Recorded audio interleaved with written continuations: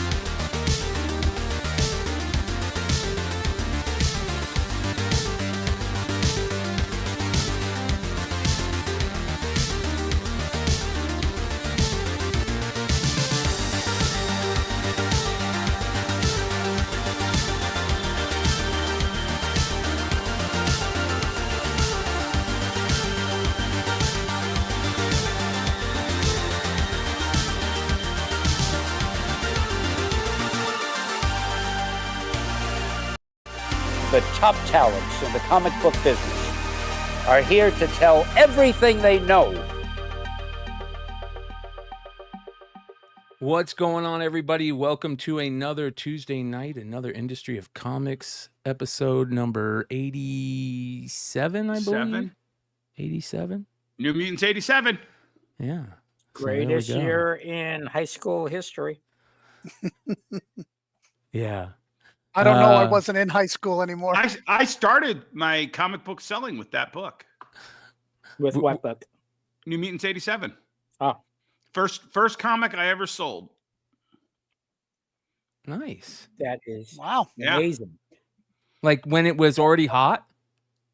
So it came out in what, 88? 89, somewhere in there. I go off to college. I got all my books and I see it on the back wall at my store that I went to in college. And I want to say it was like $300 at that time. It was stupid. And I was like, that book's $300? And they were like, yeah. I go, what do you buy it at? And they offered me $150 in store credit for it. And I went straight home and pulled that out of my back issue box. And I was like, 150. I mean, that was a $2 book, a $1.50 book. And I'd never even thought at that point of selling my collection off. And then I was like, okay, you know what? There's something to this. I think this is what I need to do. And yeah, bam. Not bad. So there you go. Part of my origin story right there, baby. Not bad at all. That's pretty dope. All right, ladies and gentlemen, we have an interesting show tonight.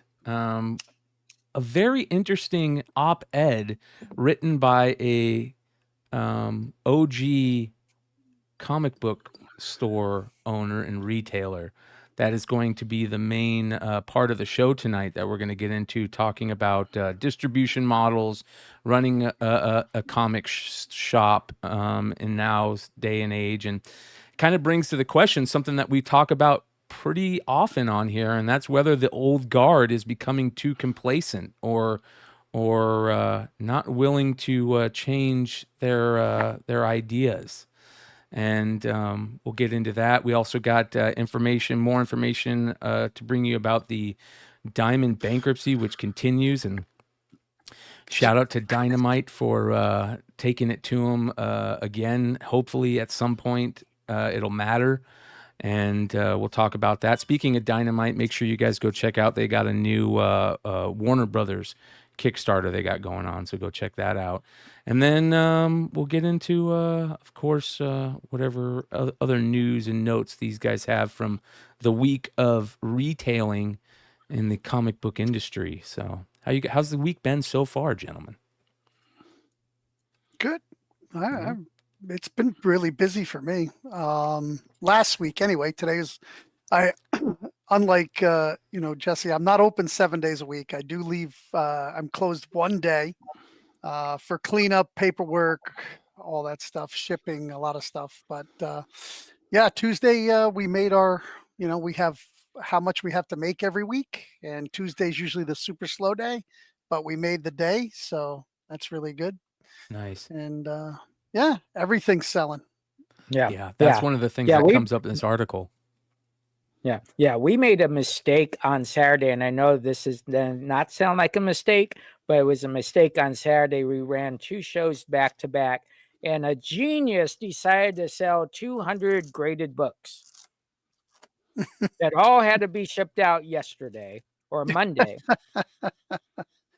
So that genius spent his whole day in the back room, and I turned the door bell on, so if someone came in, I'm like, damn it, you're messing me up. I'm trying to ship. Why you want to spend money on a Monday? That's crazy. Pick another day. And then my I don't want to go any farther on that. And then plead the fifth on everything else. But anyways, we did get everything out. It was a very interesting thing, and I love how if you sold someone 80 items, you ship it, and then you have to input the tracking number for the other 79 items, which takes forever. And talking to eBay today, they said, when you hit pay for your shipping, you just hit that button that says add tracking number to the person's account. So we just I had that an hour. Yeah, I set that up permanently a while ago. Yeah, so it's I think business is great, and I think people are, when I say this all the time, but I truly believe right now people need a lot of comic book therapy with everything going on outside of our doors. And we are the gateway for people, whether they're in your store, buying on your eBay store, Instagram store, or doing a live show, watching a live show. I think that is their only exit out of reality right now. I did an interview, I don't know, my first or second year, and I hit it on the head with just a couple years of experience. They always say that bars and liquor stores do the most business during unstable times. And I realized that the people coming in, they wanted the talk like they would have with their bartender. And I gave it to them. I just kind of considered that was my Sam Malone moment, And I said, we're the bars and liquor stores for geeks. We just are. And you have to be that place where they can come and just let loose and relax. Yeah. Yeah, 100%. Yep. That is a big place for comic book shops in this world. It was that place to get away from all the BS. Go in and talk about, to your comic buddies about what's going on in the comic book world. Right. So, well, I think it's a place where you can pretend like you're smarter than the retailer, which 99% of the time you're not. Just so you're not smarter than us. I tell you, a lot of my customers know like the characters they love. Yeah. More than me. Yeah, it's a jack of all things, master of none of them. Yeah. We're always thinking in the back of our mind, you're wrong, but I'm then go ahead and make you sound like you're right, and you're the most biggest genius ever. I never thought that Daredevil did actually had contact lenses and could actually see, but I'm gonna let you go with that. So, the main topic tonight that we're going to get into is an interesting one. It's a shout out to Heidi McDonald over at the Comics Beat, who is just doing great works with that website. And there is a new article over there from Brian Hibbs, owner of the Comics. Is it the Comics Universe? Is that what it's called? Comic Experience. Sorry. So Brian Hibbs owned and operated the Comic Experience in San Francisco since 1989. Was a founding member of the board of directors of Comics Pro and has sat on the board of the Comic Book Legal Defense Fund. Has been an Eisner Award judge and a longtime member of the old guard. It was the new guard at one point, but now it's can I give the some old background on guard. him? Yeah, of course. So Brian Hibbs was a legend before 20 years ago when I became a retailer. And when I met Brian Hibbs at my first retailer summit in Baltimore, I was just like, I was in awe. This is the guy who kept every record of every late book that Marvel Comics had. And he brought a class action lawsuit against Marvel that eventually got settled for a large chunk of change in his pocket. And it awarded retailers the final order cutoff. Marvel and only Marvel was the final order cutoff publisher for a long period of time. DC announced at that 2005 that they were going to start final order cutoff for DC titles, because what happened was publishers realized if you give retailers a chance to up their orders within that 3-week window, a large percent of them actually will.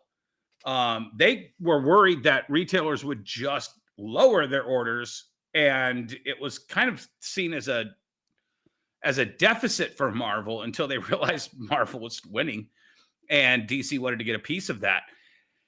And I remember talking to publishers, and they were, even though this was a punishment because of Brian's lawsuit, they all wanted to get in on that because they wanted to market that final order cutoff. Retailers could only order in that 2-month window when previews closed before the book came out. And all sorts of shit could happen in that 2-month window. So they wanted to get that extra 6 weeks of not having to finish what they wanted to do before previews.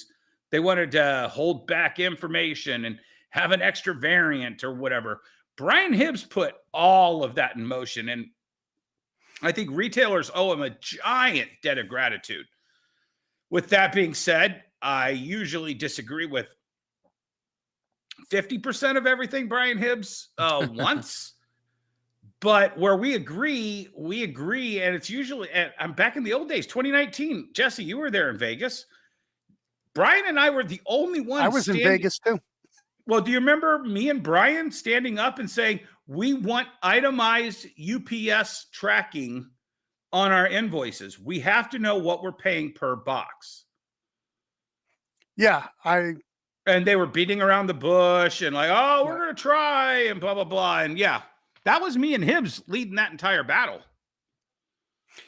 Yeah, I didn't know until I got on this show who this guy was, to be honest.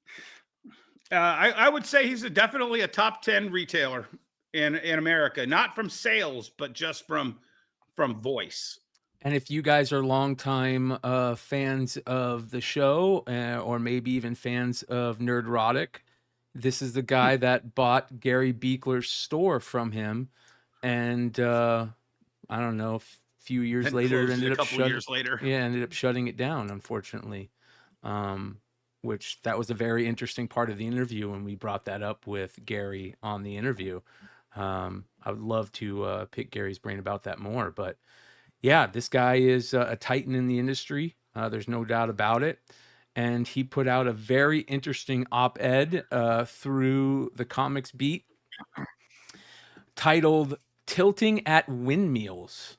So real quick, Brian, just to correct you, this is his standing series. Yes. So he publishes one of these about every month or two, basically just chiming in and pontificating about what's going on in the industry. So sorry.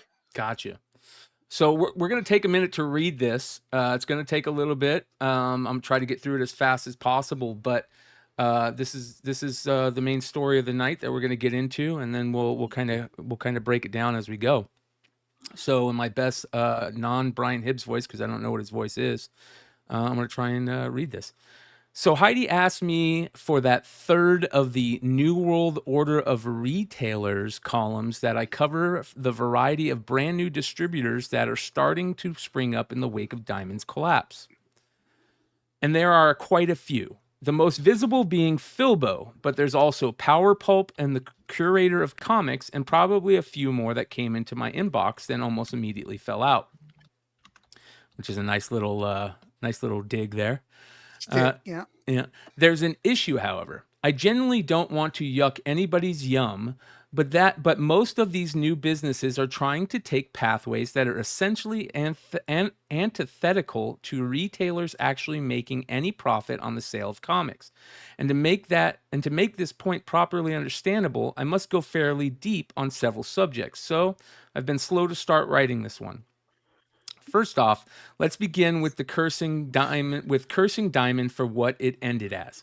Poor inventory control and record keeping, which ultimately led Sparkle Pop's Diamond 2 iteration to selling material that had no or at least uncertain title upon. Can we pause, or do you want to read it all, or should we pause and have comments in the middle? Go ahead. Yeah, go ahead. Okay, it wasn't just poor bookkeeping. We addressed this all through this, and to not look at what I think is the biggest glaring omission in this is the $33 million owed by retailers and the $39 million Diamond owed to publishers.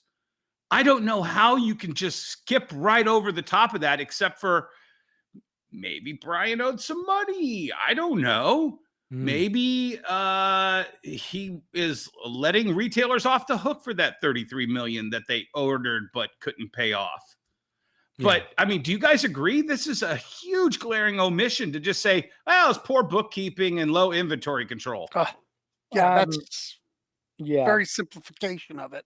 Yeah, I think one of the things is the first thing that came to mind is why is Brian writing an article about distribution? That's my first thing. Why would you ask him to write this article when we already know what the answer is in his first statement where he already does a dig? You probably want to put your dig at the bottom of the story, not in your first paragraph.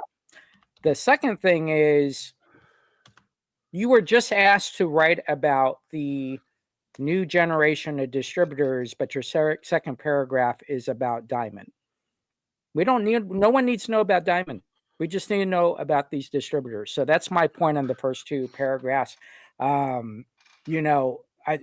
always say you have to pivot, but there's sometimes that you have to re-educate yourself.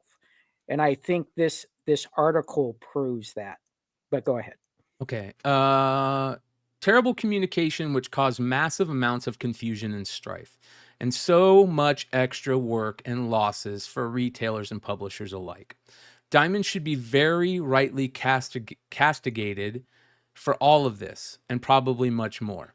And yet it grows gravely tiresome listening to folks with little day-to-day, week-by-week stake or interaction with what Diamond was and did cheer on the demise of what was utterly central pillar of not only what was the direct market was, but all of the things that is allowed the primary mom and pop direct market stores to build and what is that? Create? He likes to, Okay. like I said, he Yeah. likes to use big words. Yeah. But you know who that was directed at, don't you, Brian? No. Read and it grows gravely tiresome listening to folks with little day-by-day, week-by-week stake or YouTube interaction. shows. Yeah, I get it. Well, it's not just that, Brian. I know exactly who he's talking about. He's talking about people like me who abandoned the new store, the new comic model, and yet we still have an opinion on Diamond, and did cheer on the demise of what was utterly a central pillar of not only the direct market was, whatever. I think he's talking about people like Jesse, people like myself. Well, I think one of the things that is kind of weird is, we've had Lunar, we've had Penguin, and we've had UCS for years now. Well, not UCS anymore, but we've had them for years. Yeah.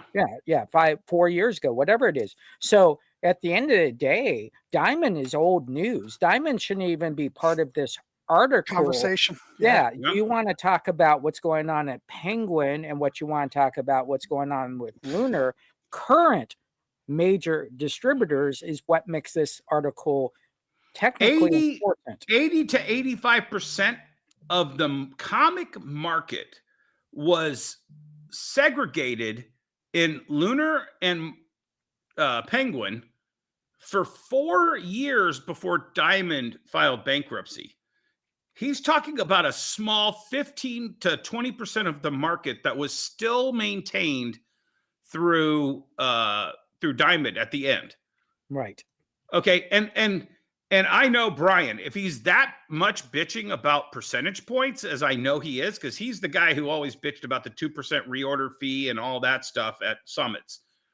There's no way he was ordering his DC books through Diamond. There's no way he was ordering his Marvel books through Diamond. He was definitely ordering through the places where he was getting his books from. So I don't know where he's coming from with this entire argument up to this point. Well, let's continue here. Here's the thing you really need to understand. The very model of non-returnable periodical comics that are low priced and which also allows serializations with sub 2,000 copy print runs to have national distribution was really only even slightly economically viable overall because of the profit from the best-selling comics that flow through the same system. And basically what he's saying here is that, hey, all you small print run guys, if your comics are not getting to comic book stores unless you have the bigger print run, the bigger guys also getting to comic book stores, right? And I absolutely agree with him. As a retailer, I knew what my sell-through was going to be on my Marvels and my DCs within maybe 5%. I knew that I was going to have money to put into all of the guys in the back of that Diamond catalog. I was going to be able to sample new books. I was going to be able to sample new creators, new publishers better than I could if I didn't have that Marvel and DC money coming in. Yeah. All right. Generally speaking, distribution works on taking X% of the cover price Diamond would buy for, let's say, 55 or 60% from most vendors and then resell at 40 to 50% to the retailers. I believe that the most typical kind of split... Gotcha, bitch! I believe that the most typical kind of split for the smaller presses was 60% to Diamond, 45% to retailers. But if you're selling only 800 copies of your $4.99 comic, Diamond is taking 15%, then their gross income is likely all of $600. From that small amount of money, they have to have a workforce who is handling the initial pick and pack for some 3,500 accounts, only about 500 of which who are actually receiving that specific item in the pick line. You have to handle invoicing and billing, not to mention the time and labor to build the data into their own ordering systems and layout of previews. You also have to pay the marginal cost of warehouse rent and utilities. You add all of that together, and it would seem pretty obvious to this observer that the bottom third or maybe the bottom half of comics that were moving through Diamond systems weren't making a penny in profit. That is awesome. Talking about 1987. That is awesome 1987 thinking. It absolutely is, Jesse. I'm glad you said it before I did.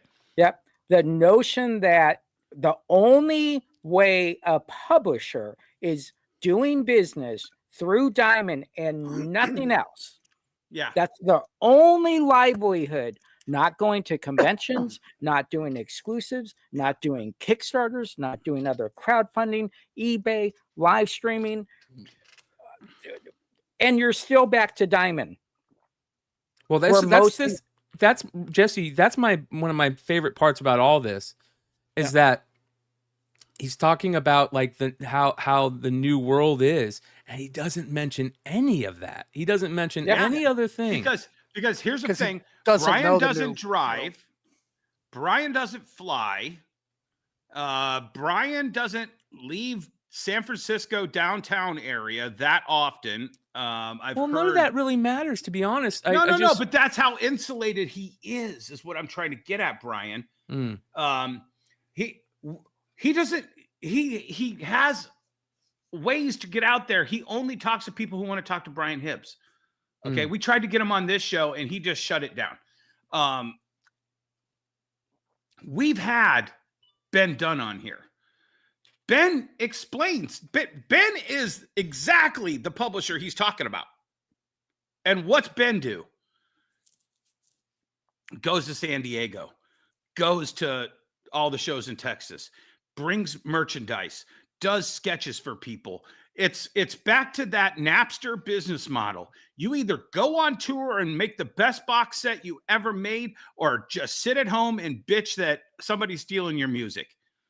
Ben Dunn is a perfect example, and we've had a dozen publishers like Ben Dunn on here, and they all are in this range of creative, publishers, and they're making money. How is that, Brian?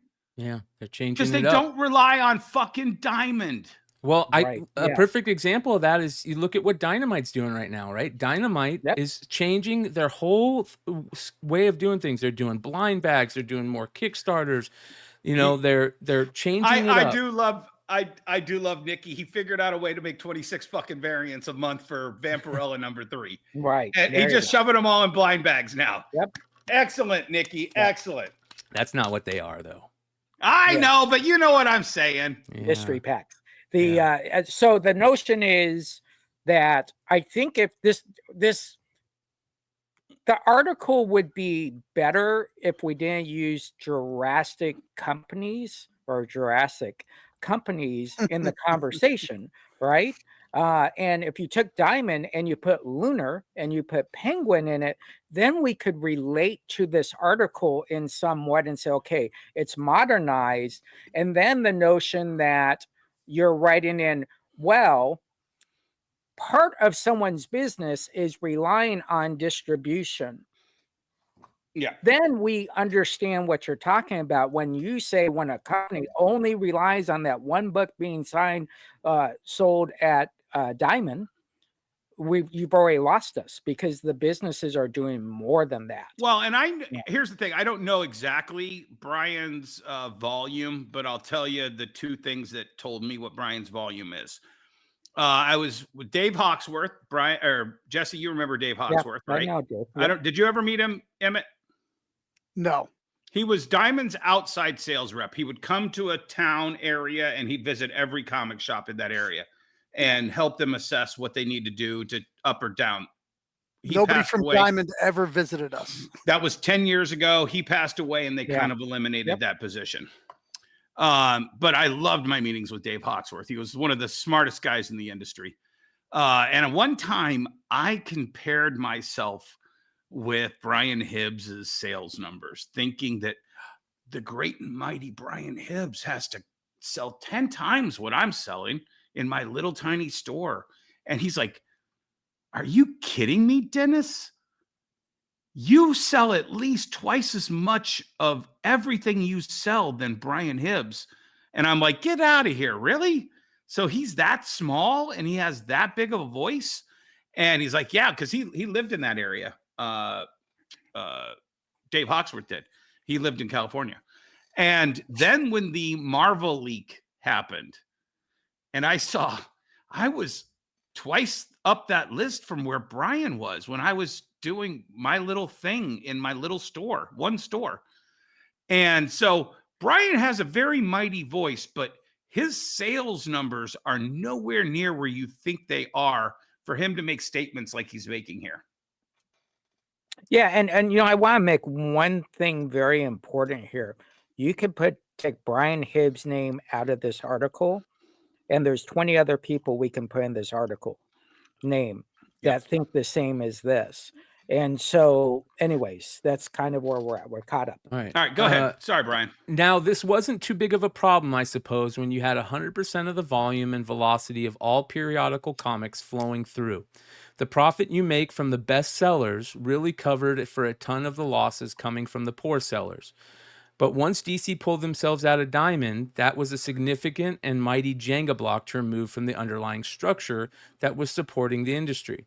And once Marvel followed suit, then the math became completely impossible for Diamond, losing around 70% of your volume. That's simply not sustainable in any fashion to visibly distribute periodical comics. I think that's obvious. We all know that. Quote, we got rid of a monopoly, hooray, end quote, declared people who don't actually understand the underlying math. Because without that monopoly, most creators and publishers are ending up with less access to the marketplace, and all we actually did was replace one monopoly with two different ones. At the moment, right now, I still have zero choice where I can viably purchase DC or Image periodicals other than Lunar, or Marvel, Dark Horse, IDW, or Boom periodicals other than Penguin Random House. That PRH and Lunar compete in the overall distribution of periodicals means exactly nothing if we retailers don't have freedom of movement between distributors and the ability to leverage competition in order to get better deals. In fact, I think it actually means less than nothing, because it did nothing whatsoever to help with margins for most retailers. Costs have basically done nothing but increase for most of us since DC left Diamond in 2020, both from the direct changes in discount calculation as well as substantial indirect costs involved in needing to navigate parallel, but mostly uninterchangeable distribution systems. That's so much time and energy I can barely begin to tell you. Because the other thing that Diamond did, besides enable the bottom third or so of the market to even exist, was to smooth and organize the data that was coming in to make it significantly easier to both order as well as market through tools like All Publishers Preview Magazine, comic products. I'm now losing quite literally at least a full day's work each and every month to now having to fix, relink, reorganize, and rename data just so I can reliably do the most basic part of my job, ordering comics. And that's a pretty good point because we all hear that here too. Yeah. Yep. So, I tell you, 2 of my customers came in this week and they go, "Where do we find the comics we want to buy?" Like they're not super online people, right? They loved the book, which I know is passe, but at least they could go to Previews World and check out Previews World and then pick their books out of that. There's really no one place you can go and Damn it. see all the books. Yes, sir. You and I have spent the last 6 months going to retailer event, retailer party, retail conversations.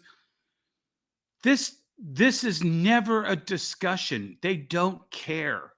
Oh yeah, they don't bring it up, but I've brought it up to all of them. But no, they I don't know you any- have, and I have too. Over the past years, and even remember you and I were talking to the one person at Marvel that we were speaking to, and they said, "Yeah, I know it sucks." Yeah. Okay. So, but here's the thing: was this a topic for Comics Pro, founded by Brian Hibbs? Guys, we're going to work with all of these distributors to make it a streamlined system for us to order. No. No. Yeah, They don't care.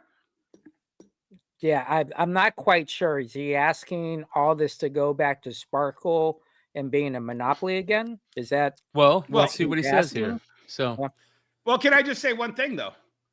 I think this is coming, Brian. If you were at the events that Emmett and I went to, you would know that Universal is planning to come into this game in a big way and become what Diamond was. Yeah. But this doesn't help this whiny, bitchy attitude that we have this weird transition period we have to go through. Well, Brian, you were a member of every one of the retail organizations that could have helped wag this dog, and you curled your tail up between your leg and said, "Don't make waves, Dennis. Right. Don't make waves, retailer that has a different idea. You're the dinosaur, Brian." Yeah, for someone who doesn't know how to just hit save this page on his computer, he had plenty of time to write this long ass article. He's wrote 303 of these. I know, Jesse. but this article has swayed. I know the body is supposed to tell the overlining of the story, but it's swayed so much from the first paragraph. Yes. That I'm trying to figure out, are you trying to make Diamond the overall part of this article? Because Jesse, he's the one that said, "I'll never forgive you, DC Comics, for leaving Diamond and going to Lunar." He makes these just rash decisions, and then he has to pontificate like he's doing here to make himself feel better when he could have done so many things to make these things easier. Well, here's the interesting part about this this next paragraph. Here is what I believe is a reality for a lot of stores. While retailing comics can supply a reasonable enough living, it is generally not a path to vast riches for most stores. As near as I can tell, the overwhelming majority of stores are essentially mom and pop affairs who have incredibly small staffs that are backing up the owner operator. Most of those owners are working very long hours to keep on top of the increasing mechanical complexities of retailing.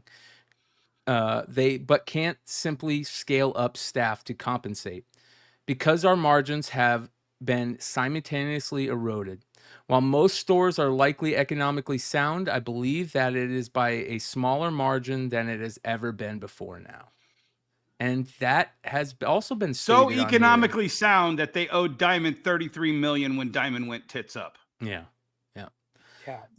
And where are you getting these numbers? Again, Yeah. I want to know when you write this, where you getting these numbers from? I mean, are you calling every store and saying, how sound are you? Do you have a cash flow? Are you having problems hiring people? Are you pivoting? You can't talk about skyrocketing margins if you're not talking about turn rates and sell-throughs. So again, we're right back to where we started with no information, and now technically just saying, well, what I think. Well, we don't want to know what you think. We want to know, what you know.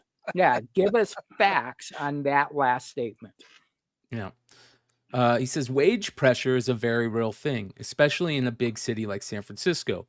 Our local minimum wage is now $19.18, and we're certainly not a minimum wage job. My lowest employee is currently making $21.50 an hour, and I have to pay the matching taxes and stuff that's nearly $25 an hour. Add in rent and utilities, miscellaneous operating expenses, and we average around $60 an hour of operating expenses. If we're open 7 hours a day on an average day, that's about $420 a day just to pay the bills. And of course, the product we're selling is, on average, something like half off the cover price, which means we have to sell about $840 a day just to break even. Not a single penny of profit yet at that point. Wait, what?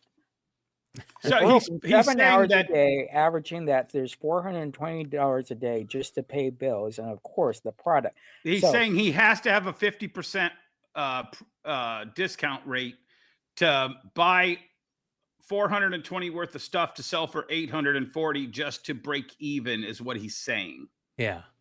He went around it in a weird way, but it's very, I understood it. Yeah, he's saying that at the 50% discount, he's got to sell $840 a day just to break even. And you got to understand the way he structured this whole thing. When you go back up to those first two paragraphs, Jesse, and that's why he threw that jab at Philbo and the other two publishers or distributors that I've never heard of. But yet he says right in there that he used to get 40 to 50% off of the indies through Diamond. Okay, this is all just working up to where he could just trash on Philbo at the end of this. But go ahead, I digress. Yeah. So are we here to talk about Brian Hibbs' financial status at his store? So his bills are $12,600 a month, and based on this article, he only buys new issues to pay for this. Exactly. So that's exactly. the problem. And he refuses to buy variants as well, right, Jesse. Exactly. So the problem is, are we talking about someone who is only basing their stuff on buying new issues, doesn't sell anything else with better margins, higher margins, doesn't buy off the street, doesn't sell back issues? So we're reading an article about someone who is the only person in the comic book industry that only sells new issues to make their nut every day. Pull up his store again, Brian, so you can see. And I've been told that this is a fairly good representation of what his store is. What is it called? The Comic Experience, Brian Hibbs. Experience. Yep. I think it's COMIX though. Yeah. Yeah. It's a very beautiful looking store, by the way. I'm not trashing it. It's not a hole in the wall. Yeah. Yeah. Just click on one of those. Click on one of those. I don't know if it'll let me. There you go. Yep. Yeah. So yeah, yeah, it's a very small store. It's tons of books. Just tons and tons of books. Shirts, Books. trades, That's dollar what, bins, 10 boxes of back issues. Yeah, that's the dollar Maybe bins. 2 below that, 20. Yeah. It's a very Yeah. small So store. I get very irked when someone is trying to write an article on a point, but doesn't understand when you start giving us your numbers based on what you're talking about. That doesn't make any sense. It doesn't even jive at all. But what do we say on this show every week? Well, it sounds like Brian needs to pivot. Right. If he's got to have this giant thing that he has to do in order to make money, and he has to be on this 50%, monkey on his back, 50% off monkey on his back, he needs to pivot and start carrying other stuff. He could sell Pokemon there. He could sell Magic. Well, Did you see a single Magic or Pokemon rack there, Emmett? No, and it looks very like there's a lot of room. It's a fart in a glass and smell it bookstore. It's that glorified Carrie's Comics as well. It really is. Yeah. So is that the answer to so far his op-ed is to sell items that have bigger profit margins, and not just to say the only way you can do this is sell weekly floppies. So I'm going to continue here. He says, please understand that while certainly there are many days we are able to meet or beat $2,000 in sales, there's also days where we absolutely only gross $300 or $400. This is the nature of retail, and I know that this isn't just me. At least in my own microenvironment of San Francisco proper, when I opened in 1989, we had 24 comic book stores, and now we're down to just 8 in 2025. I've spent 36 years keeping my head above water, just like most of my local peers, but running a retail store in meat space isn't even slightly a trivial matter, and we, by and large, spend much of our year just barely staying above water. Now, similar calculations can be made when the ordering process happens. Again, among the many things that Diamond brought to the industry was consolidation and concentration of time involved for retailers by ordering, tracking orders, and receiving packages, having to potentially handle damages, shortages and returns, paying bills, and so on. Simply placing an order has costs. When you add up all of the various steps involved, it is essentially impossible to make a profit for our operation, at least until we are generating at least enough money to pay all of the steps of labor involved from stem to stern. Even removing general operational costs, it still means that minimally, orders placed and being received by my store that are below at least $50 pretty much automatically lose money. This is because from the initial order through to the paying for the product and all the steps in between invariably take at least an hour, all told. Oh my gosh. He says it all in there. He's been doing this for 36 years, Brian. I will tell you though that the two ordering systems freeze.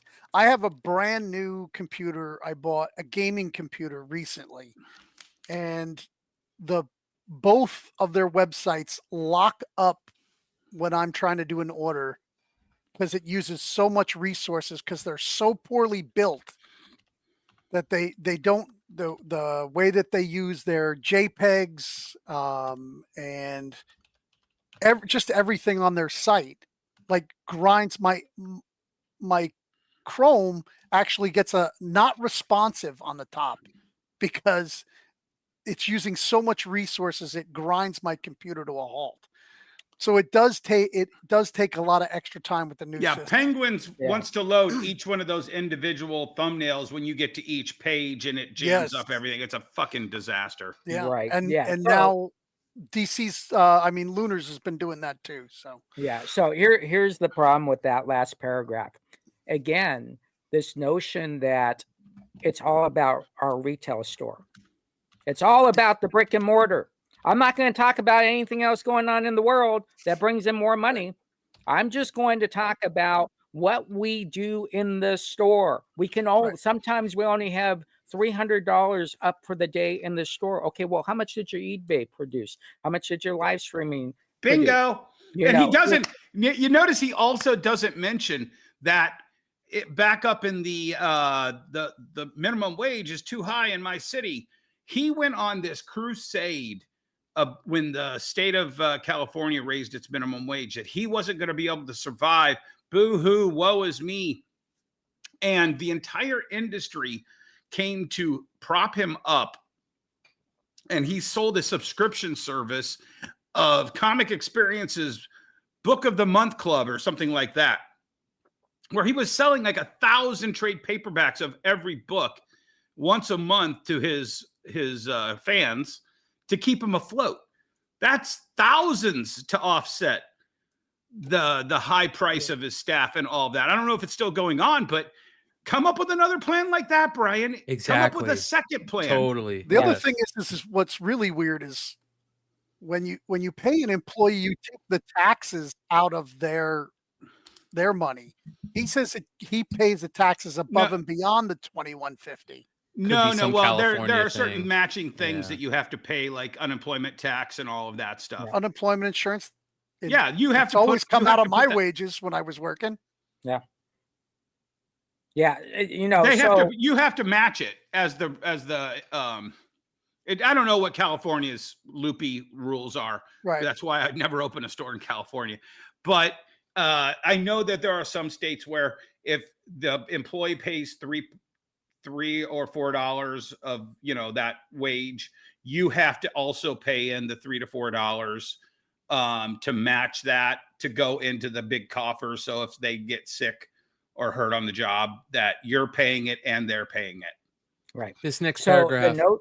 Oh, go ahead, Jesse. So the notion of, we have what is called the cost of doing business, and the cost of doing business is when you have to do something to create business and you own the company. You're not paying yourself to place your orders. If you're paying someone else to do those orders, that's still cost of doing business. You would pay them to go grab lunch for us. You would pay them to go fix the short boxes. So this is the cost of doing business. I don't know how we're minusing out ordering as defeat in the way that we conduct business. If it takes longer to do it, then so be it. Yeah. But at the end of the day, you can also use this person you're paying $21.50, your lowest paid person, to do those orders, so you can be on the floor selling one more book. That's bingo. I look. That's improper training, Jesse. He's not training training his employees properly. Yeah. I just look at an article like this and I said, did someone proofread this first before it was done, or did Brian send it to Heidi and Heidi said thank you very much? Yeah, well, Heidi doesn't own a comic shop. She doesn't know how to proofread or exactly. No, I get that, but that's what it sounds like. All right, let's continue. This assumes industry standards are being met. 50% off, free freight, normal payment terms. Yeah, hold on. Just pause right there. Okay. Free freight was never a fucking thing for the first 31 years that you did business, Brian. That didn't come along until Penguin Random House did it. And I believe Lunar still charges for freight, right? Yes, Emmett? I do. Yep. Okay. So what fucking industry standard are you talking about, Brian? Because there's only one person that gives you free freight. And they've just started doing it for the last 4 years. All right, continuing. And normal payment terms. In that circumstance, I didn't have a single payment terms. I didn't know Diamond a single fucking dollar when they went tits up. Me either. In that circumstance, a $50 order can generate $25 of profit. But change any of those inputs and the math gets worse. And here is where we start running into heinous issues with small press only distributors. Most of them are offering just 40% off and charging non-optimized freight costs, as well as making us pay in advance of receipt. Now I'm going to re-say this because this is sounds like his whole main reason for writing this is to shit on these distributors. I'm going to say this again. And here is where we start running into heinous issues with small press only distributors. Most of them are offering just 40% off and charging non-optimized freight costs, as well as making us pay in advance of receipt. Suddenly, that $50 order is only generating $15 or less of profit, and typing up money for months to boot, and tying up money for months to boot. So thus, to generate enough money to at least pay for labor, no rent, no taxes, no utilities yet, my break-even point shifts from $50 an order to at least 75. This is unattainable towards the goal of staying in the business. And this again goes to your point, Jesse, of it sounds like your store is only selling like floppies. That's it. That doesn't make any sense. But here's the thing. Once again, Brian Hibbs, founding member of Comics Pro. At what point did you guys collectively bargain for the attempt at free shipping? The attempt at terms for every retailer? Yeah. Well, Comics Pro doesn't do any of that. Exactly. They do not fight for the. Now that these new guys are coming up to fill what little void is left for the small independent publishers and help them out, Brian Hibbs is going to try to crack the fucking whip of slavery onto these small publishers and demand an extra 10%, demand better shipping, demand terms, when he's not willing to sack the fuck up and ask any of the big boys to do the same. Tell me where you've said Lunar needs free shipping once, Brian. Once. All right, continuing. Sorry. This is probably an overly broad statement, but generally speaking, creators, publishers who are only able to land at small press distributors are ones who are dealing in bespoke quantities to begin with kinds of books that are generally special order only at the vast majority of stores. There are multiple periodical focused publishers right now that I absolutely carried for special orders before the diamond collapse, some who have been in the business 20 to 30 years even. Excuse me.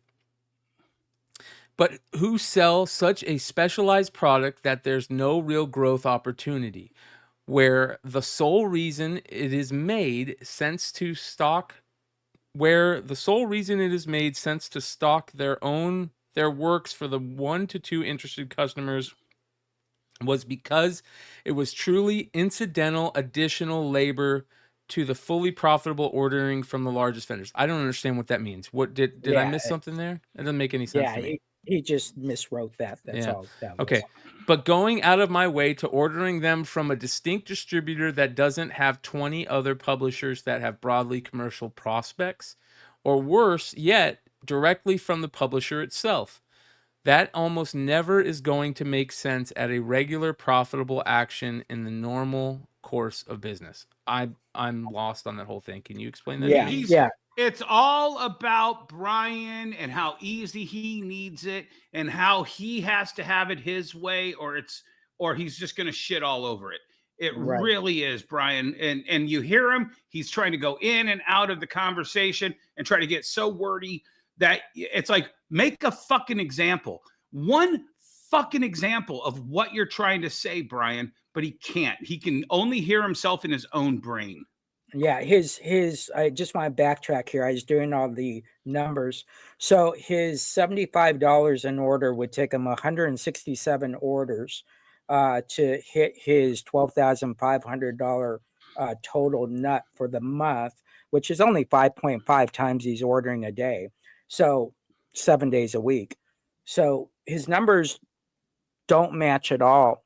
The problem with what he just wrote here is if you sell a customer 1 to 2 books per week that are oddball books, right? Black Mask and all these other smaller companies, and that person you're saying is walking in, they walk up to the counter and they say, "Can I get my pull box? Here you go. Here's your pull box. Okay, I'll take these. Okay, I'll ring you up. I'll see you next week." Yep. Not, "Hey, let me show you this other stuff in this store that you might be interested. Hey, I saw you liked horror. Let me show you some other books I can sell you." Now, on the flip side, let's take this another way. 2 into 250 weeks is about $110 you've sold that gentleman, right? 110 bucks times $5. Well, that's a pretty nice nut you're getting there if you have 50 more of those people. So Yeah. I wouldn't look at a 2 comic sell to 1 consumer as a bad thing. I would say over the year, it does add up and your numbers will jive at the end of the year, not trying to make them jive on just those 2 sells. Yeah. Gotcha. So I have a guy who's come in a couple times looking for the new Zenoscope books. I can't find who's fucking distributing them. Oh, And well, We'll that- get buy you. them We'll hook directly. you up on Yeah, that. you just buy them directly from Jason. Yeah, I'll send you we'll do that. Jason's email Yeah. right now. Oh, thanks. Yeah. Because that's the thing is that, like I've said before, I use it as a traffic builder, new books. My job is not to sell them the book they've showed up to get. My job is to sell them something else. Yep. Exactly what Jesse just said. Now, Yeah. I always say They're coming every month. Yep. You do not achieve anything if someone walks into Zero your sum. store. Yeah, they got, even if it's a bottle of water, even if it's a Okay. sock, right? Sell them something else. 1000%. All right, here we go. Like I said at the top of this piece, I sure don't want to yuck anyone's yum. I love comics too much for that. I wish But you'd without- stop using that. Yeah, Yeah. you know what? Let's just address it now because I was about to fucking lose it too. I mean, That's very sexual. and I'm Mr. Highfalutin comic retailer speaking on behalf of the entire industry. Yum not zum or whatever the fuck he's saying. Does that sound professional at all? I'm not saying I'm professional. No, Fuck no, I'm it not. co- yeah, But I'm not writing- either. But that's it's Yeah, just well, not- here, first of all, who puts a Y in 3 words consecutively? Right? No one on I this planet keep can I keep accomplish waiting this. for him to say LOL and Yeah, 6 exactly. sevens. Yeah, You know, it's this like, is- hey, fellow kids, I'm Brian Hibbs. yeah. Yuck anyone's yum. I'm playing Scrabble, and I'm going to use the Brian Hibbs rule for yum. All right, let's continue. I love In an comics too article. much for that, but without either sheer margin to allow for profit or huge amount of velocity and volume, adding new distribution for periodicals at under the minimum understood requirements for retailers is never going to work out. The math doesn't math. It absolutely takes unified and national distribution to have a chance for periodical publishing to even be theoretically profitable for the majority of retailers. Let me repeat that because just want to make that make sense for myself. The math doesn't math. It absolutely takes unified and national distribution to have a chance for periodical publishing to be even theoretically profitable for the majority of retailers. Yeah. So, first of all, you use the word never, which there's no company on this planet that uses the word never. All right. But then you say the majority. So are you saying the minority can make it? That small group of stores who know how to order and understand turn rate sell-throughs and bottom lines. So you can't have the word never and then say the majority. You would have to say all, right? Well, Right. you never can do it, and all of us can't make it. So that does, again, not making your senses make sense. And maybe what he is looking at is the only way I could see why this article is written is for someone who has no business 101 background. If you don't have any business knowledge, you're like, rah, yes. Yeah, but I most agree with how do most comic shop owners really have business knowledge? Let's be Yes. honest. Do Well, they? hold on. Okay, Brian, I graduated in 1996 with my degree from Eastern Michigan University in business and telecommunication and film. 9 years later, after trying the circuit and doing a whole bunch of other things, when my son was born, I said, I'm going to open up a store. I used business knowledge to open up that store. But I opened think you're- 6,000 I square don't feet. think you're the normal. No, comics, but yeah. I'm definitely not the normal, but you'll understand. I tried 6,000 square feet. 3 years later, I'm down to 1,800 square feet. Then I said, you know what? No, I can go back up to 4,000 square feet And then I went down to 500 square feet. And then I bought my own building. And now I'm 3 stores in the mall. No new All right. comics. Let me help you. It's called the pivot. It's called the pivot. You analyze all this, which Brian's really good at analyzing. But he's not analyzing the one fucking thing he needs to analyze. What are you doing, Brian, to change your fortunes? You're trying to change other people's terms to make your fortunes better. You're not willing to change your business model at all to make the current environment work in your situation. Yep. Let me help you with business 101. This is a $5 bill. It's upside down. Your goal, $5 bill, is to turn that into a $10 bill. And the business knowledge you need in this day and age is a phone. All right. So everything else is easy. But if you start writing articles like this and dissecting a comic book, you can't be successful because you're no longer taking a $5 bill to make $10. You're now trying to figure out why you're only making $3. You just got to sell. So, the number one rule in business is sell, solve everything. It's the number one rule. No matter what you do, when you go to corporate, they go, you know how you solve that? Get your ass on the floor and sell more stuff. And that's, I did that YouTube video of the rules to work in my store. And the first page is selling. What's the first job? Sell.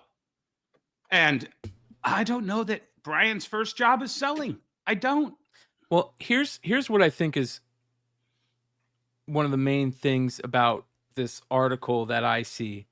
And I get it. He's he's probably, if he's watching this, Brian, you have a spot on the show. Anytime you want to come talk to us, we'll try and keep Dennis away from turning into a werewolf.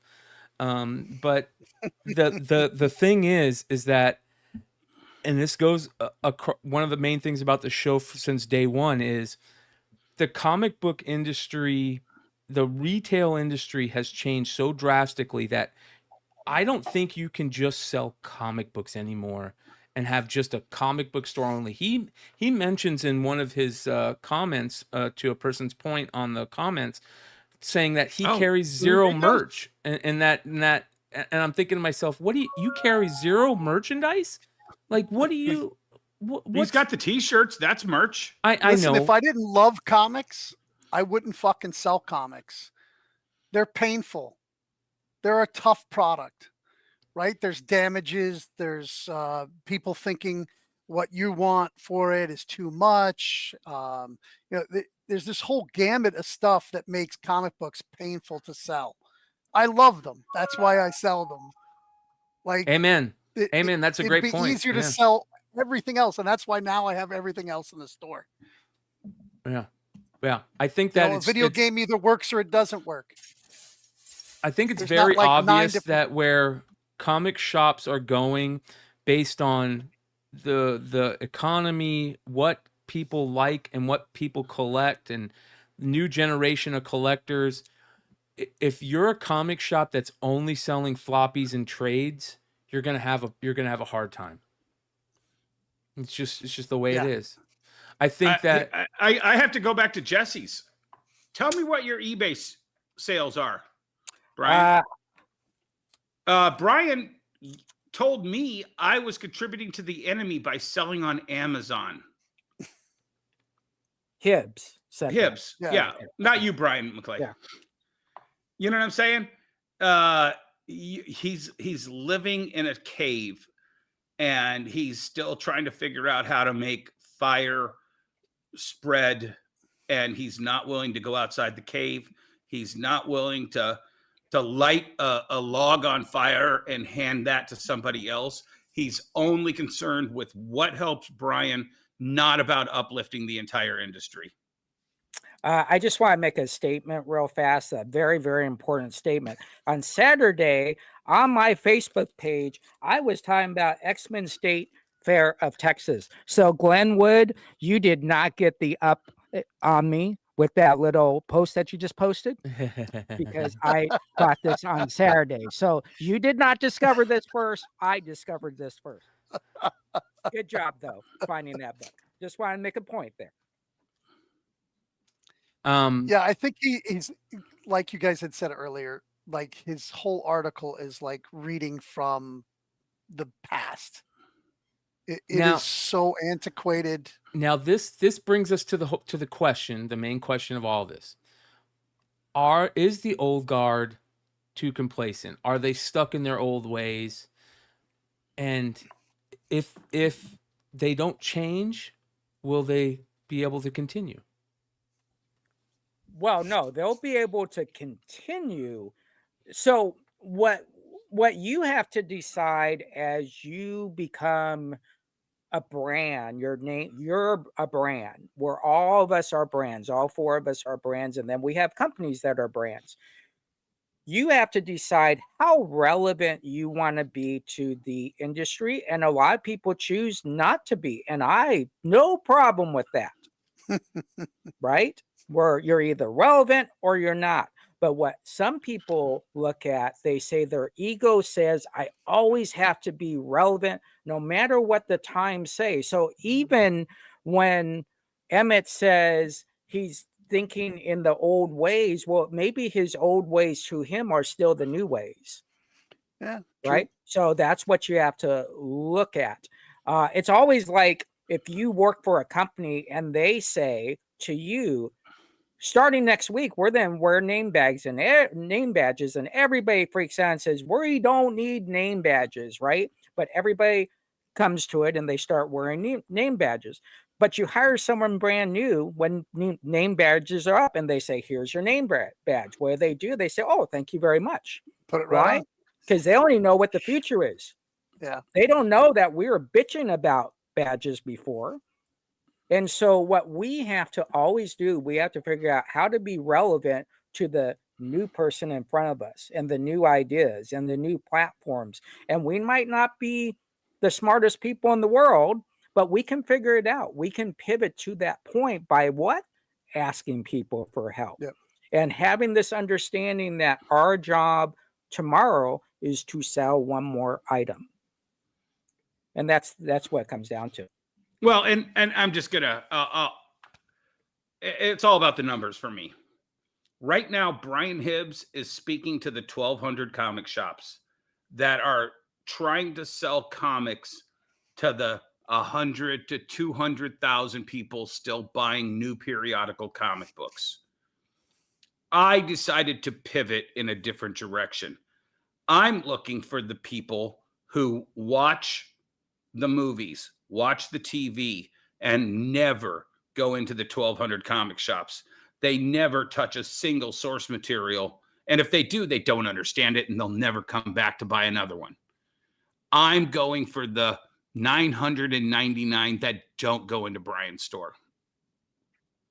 And by moving that needle, the one person that's currently shopping at the 1,200 stores out of 1,000, out of the millions that are absorbing pop culture, I'm looking to add one person to that so that collectively we have two people for every 1,000 buying our product. Well, and it doesn't have to be a new periodical floppy that you buy at 40 or 50% off.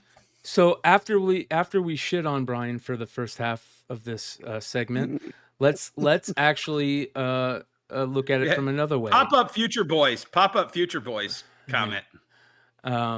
What is it? I didn't see it. Why are you asking these old geezers about being relevant? Are they? Well, you're watching us, so thank you. We appreciate that. We're not watching Future Boy. Don't forget to hit that like button, Future Boy. And you might want to change your name from Boy, because that might hurt you when you hit 21. You might want to move that to maybe Guy. I don't think his testicles have dropped yet, Jesse. I don't know. Maybe I actually think it's a good question. I mean, I know it's a dig, Yeah, but no, it's a total also dig, good but I'll point. explain Well, to Future let me Boy answer it exactly because why. hold on, let me answer it ahead. because I'm not the old guys that are here. Are they relevant? You're pretty old. If they weren't relevant, I don't think they would be on this show. I don't think that they would be in our mindset if they weren't relevant.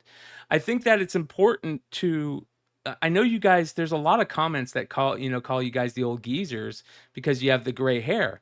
But listen, these are three of the most progressive store owners in the country that I know that are thinking outside the box, that are not just selling new floppies.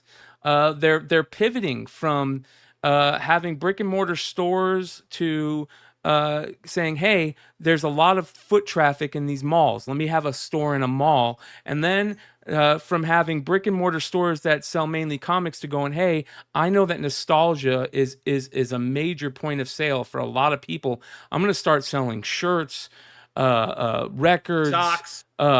dying yeah. physical media, and they're so relevant that they can sell socks to people. Like that's relevant. Okay, so these guys are some of the most relevant guys in brick and mortar store owners that I know.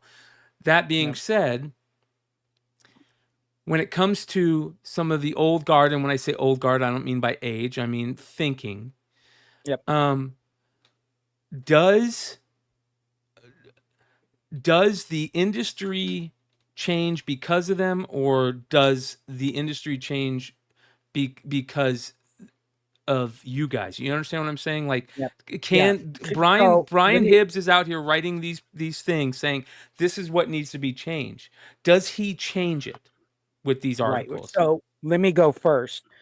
How many live streamers that sell on live stream are going to read this article and maybe not get past the first 3 sentences? Probably 99% of them. Now, Dennis did say something that I disagree with when he said those 1,200 stores that only sell new issues. Well, I think that's maybe 300 stores. I don't think it's all 1,200 stores haven't pivoted. But Probably at the the end, Comics Pro members. yeah. And so at the end of the day, I think what happens is the old guard that was there, which is very important to our culture and tradition of our comic book history. But we also realize that, hey, we replace governors and presidents and all this 2 years, every 4 years. We have to continue to change. And if those folks decide not to change with the future, that's on them. But the new guard that comes in is going to be more informed, more aggressive, more progressive, and understands that the customer in Wyoming, even though I'm in Florida, is just as important as the guy that just walked into my door. And that's where we are today. When I was selling on Amazon, I sold a copy of Lumberjanes #1 to a person who lived 2 blocks away from Mark Wade's store in Muncie, Indiana.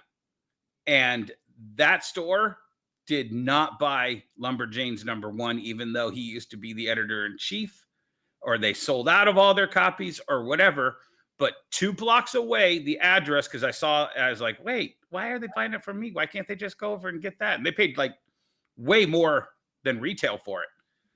And that's when I snuck down there and I snuck into the store, and yeah, they barely carried anything.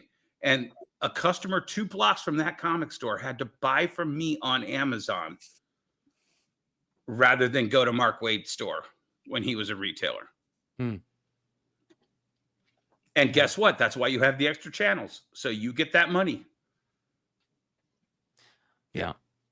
I didn't have to worry about a 50% off discount or 45 from Boom at that time. Just real fast, Emmett, before you go, let me answer Raiders Nation's question. Never answer somebody from the Raider Nation. Nation. Yeah, can you read that, Brian? I keep hearing about these socks, but I don't know the story. You just sell them, or is there a story to it? Let us tell you about the great No. product Okay, I'm out. sold I'm out. at Neptune Comics. I can listen to What we Brian got, Hibbs, man, but I check cannot this listen out. to Jesse and Socks. Cup noodles. If you're not, look at this. This is marketing 101. Everybody has had cup noodles in their life. And, you know, I don't know who that is, so I'm not going to show you that sock. Reese's, you got Reese's socks. You got Martian. You got His C3PO. name's Marvin. He has Yeah, a first Marvin. name, Jesse. Yeah, Marvin, Power Rangers, and of course, our number one selling sock for 2 weeks straight, Oscar Myers. What the whole point is, when someone comes into the store, you want something that relates to the person who's not buying anything, right? That comes in, a friend, a buddy. Well, they might not relate to comics or records or VHS tapes, whatever else we sell, but they might say, "Oh, Oscar Myers. I love Oscar Myers. It's I'm the gonna get principle. that." It's Also, the principle. gift idea, right? Yeah, That's exactly. another huge thing, man. Is to have things like I have things in. You know, I used not to merchandise this stuff, and it wasn't like the socks push me all the way in. Are Right? you When carrying start doing socks now, Emmett? Hey, I don't buy them direct, but when they come in collections, they go up on the wall, right? They're brand new socks that somebody got for Christmas. They never opened them. I get them in a collection. They go right next to the register. Yeah. Like, why would I not carry something that sells? So Yeah, I exactly. want to play devil's advocate for a second here, because there's a lot of people that are going to say this that are probably screaming. At some point, though, if you're not selling comics, are you still a comic store? Well, And I definitely that's- sell comics. Brian, do you remember when I first They're right behind came me. on I this get show? it. I get it. But I'm just saying, playing devil's advocate here. Go ahead, Dennis. Sure. I agreed for if we did one thing, I wanted to ask every guest, what is a comic store? Now, we stopped doing that about 10 or 12 episodes in because it It's the same proved my answer, point. yeah. It proved my point. A comic store is not a Diamond catalog store. And that was when we still had Diamond. Okay. I wanted to prove the point that a comic store is the shingle that you put out front of your store where you want the business of comic fans. Yeah. And it is And not a they're- Diamond catalog. And be now right that we back. have no Diamond, it doesn't have to be a Diamond Right. catalog store. Yeah. And the Although I'd best, love to have a diamond catalog again. right, exactly. The best way to put it is we have $5. We have to make that into $10. And That's it your doesn't answer. matter whether that Yeah. other 5 is a comic book or a pair of Right. socks or a Funko Pop Right. or a vintage record or a Magic card pack or a Pokemon pack. And I'm barely happy if I turn it into 10. Right, exactly. And so at the end of the day, does a comic book store have to be a comic book store? Yes, it has to be a comic book store. But the great thing about having a comic book store, you can be a sock store, you can be a record store, you can be all that in one. And you just have to make sure you're listening to your customers. If a customer walks in and says, "Man, you just have way too many socks here. I don't think I can buy my comic books here." Yeah, Okay, nobody has then ever that said. might be an issue. So Right. that hasn't happened yet. I'll go one step further. Chat, you tell me, is he a real comic store if he didn't order Mark Spears blind bags? Yep. I don't think he's a real comic store if he's not ordering what I think we all agree was one of the hottest comics of the last month. And I doubt he ordered a single one. Yeah. Yep. It's quite possible. Yeah, exactly. So, that the answer is, I think each customer has to decide, is this the comic book store I want to shop at? Is this a comic book store I could bring my wife to or my husband to that doesn't read comics but can spend money someplace else? I can't tell you how many times a guy has walked up to the counter with this stuff and the wife runs over and goes, "Oh, hey, put these socks and put these Star Wars action figures in this. We're then get our Christmas gifts early for the kids." Yeah. Right. Yeah. So I think it's important to understand that, for someone who started selling in a comic book store in 1982, I look back and say, man, we were only a comic book store and that was it. So here's my next thing. Now, up until this point, we've kind of glossed over what I think his whole point of that article was, right? I think his whole point of the article was to say that you can't get by on 40% off from a distributor, okay? And taking that little shot at, those 3 distributors, one including Philbo, who has been getting quite a few shots taken at him over the last 6 months we've seen. And oddly, by mostly California former and current retailers. Well, I don't know. I don't think that has anything to do with that. Like, we're not gonna shit No, on they're all people from friends. California. Yeah. So No, I'm shitting on that little small group of cliquish okay, I got friends. you. I got you. But I think that his point of this was to say that these smaller distributors aren't gonna help comic book stores by only offering them 40% off. They need to be offering 50% off, right? Well, Lunar only offers 35% unless you do $12,000 a year in DC. And for 5 years, I wasn't going to warehouse shit books. So they put me down to 35%. So how am I supposed to make like Dennis said, the guy never fucking mentioned Lunar. And Lunar's only offering 35% to the small mom and pops unless you do $1,000 in DC books a month. DC is going to be 35%. Yeah, I think if you were 100 square feet and you went with his philosophy, you would be fine. But once you get over 101 square feet, his philosophy no longer makes any sense. It doesn't jive. His numbers don't jive. I find it hard to believe that his net to break even is $12,500 a month before he makes a penny. Yeah. And that's based on a 2150. I don't know what he's paying his other people, but his numbers technically don't drive. So at the end of the day, let me put it this way. Would this article make sense if he took out everything he talked about Diamond? Yes, it probably would make sense because you're making a statement for your own store.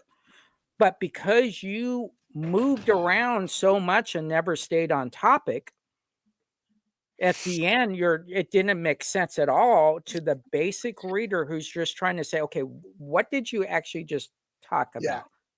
He never drove home a point. You're Right. absolutely right. Yeah, Kind of exactly. meandered and then finished. Yep. Yeah, and again, I think saying that this never can work, no one works in that world anymore. Never is just not a concept that we use in any bits. Look at Big Lot. Big Lot's never then come back. Oh yeah, really? They just opened 40 stores. Yeah. Yeah. So here's another question I have for you, because there's a lot of talk about this, distributors and having choices, and how, one of the interesting things is in the book world, even though Penguin Random House is the main publisher and that they also are a distributor, you can also get Penguin Random House books from other distributors. Is that possible in the world of comics, or is it just such a small money maker in the world of printed material that it's just not going to happen, where we have these other distributors who are going to offer you, competitive pricing? Is that something that we can even get in the world of comic books with new books? I don't think that could happen based on the fact if you took out Marvel, Image, and DC, and then you start talking about anybody else. I think anybody else just wants to get distributed at this point. So having a fixed rate that makes sense for everybody, I don't think that works, because those distributors can say, hey, Jimmy, we can only do XYZ. We can't put you on the Marvel level. So that's you just, the playing level isn't there to do it. Well, and we'll go one step further. Think about after we interviewed Bruce Ogilvie from Alliance, AE&T, and immediately, everybody decided that, well, they're not going to let our current margins exist. We can't exist on this. Think of what's his name? Naomi, whatever Naomi or whatever his name is, Niobe, yeah. Niobe. bitching about, well, who's going to publish issue 4 of my book that sells 1,000 units at Antarctic Press? Well, if the margins are too tight for that, then they're too tight to be able to get that extra 10%. You know, Well, and maybe Hibbs's numbers are right. Maybe they're only making $500, $600. Here's the interesting I thing. don't think. Oh, go ahead. I don't Does that think mean- comic book companies make any money. After pay, I think it's all intellectual property and merchandising. I don't think Marvel and DC are making fucking Amen. dime one. Right. And that's why I said Amen. at the beginning of the show, this is not their primary source of income. Right. There's no way that this could be your primary source of income. That's totally impossible to do your business this day and age. If to look at a grocery store and say, you know what? We have 75,000 items in here. We want the bananas and the monster drinks on the same order form. Right. No, Right. it's not gonna Yeah. happen. Right. Yeah, I think that's a I great think point that comics publishers, DC, Okay, excuse me, am I Warner freezing Brothers, or is Jesse freezing? you're freezing. That Warner Brothers and Disney is making any money off of Marvel Comics and DC Comics. I not the comics themselves.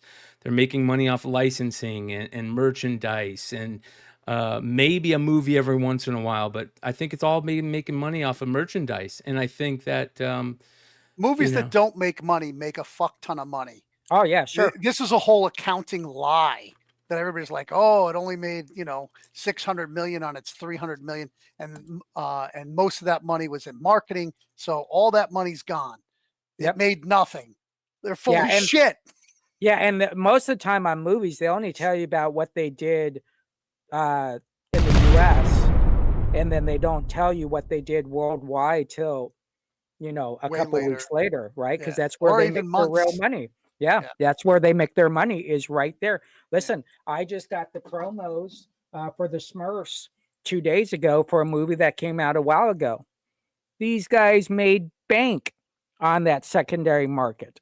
So They're so just- sad that media doesn't sell but like they made so much money when VHS and even when DVDs came out, they made so much money. Do you know how many how many just fucking videos Redbox would buy?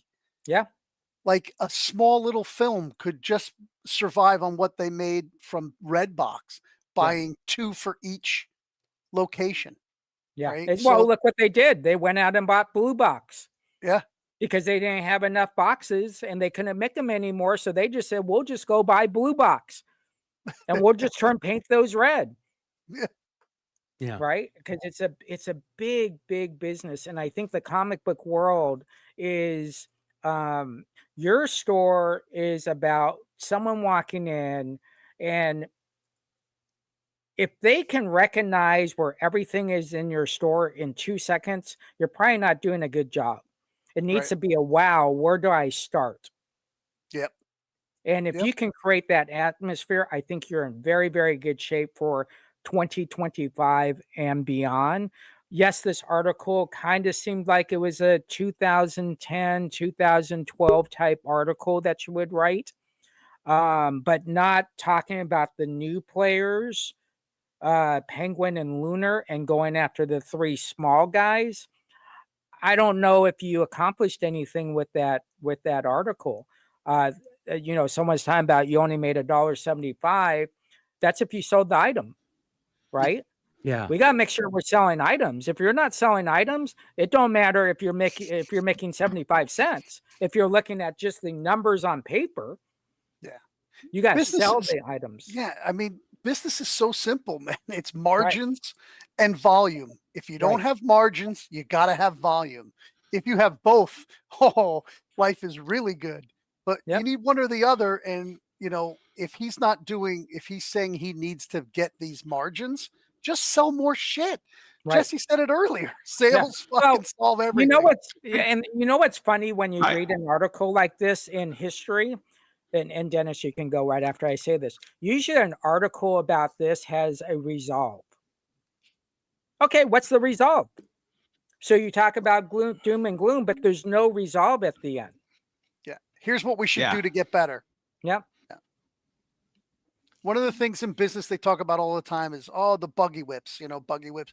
They still make fucking buggy whips. People still make buggy whips. Yeah, but they sell them in buggy the sex toy aisle. But still, the best buggy whip maker still makes buggy whips, right? So just be the fucking best. Yep. Yeah. Danny DeVito and Other People's Money gives the greatest speech about buggy whips. Yeah.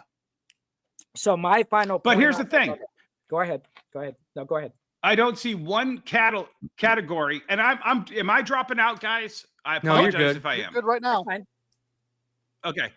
I didn't see one section where he buys in used books and sells used books at a higher margin. The back issues. Yeah, now you're see, everybody's freezing. frozen. I think it's me.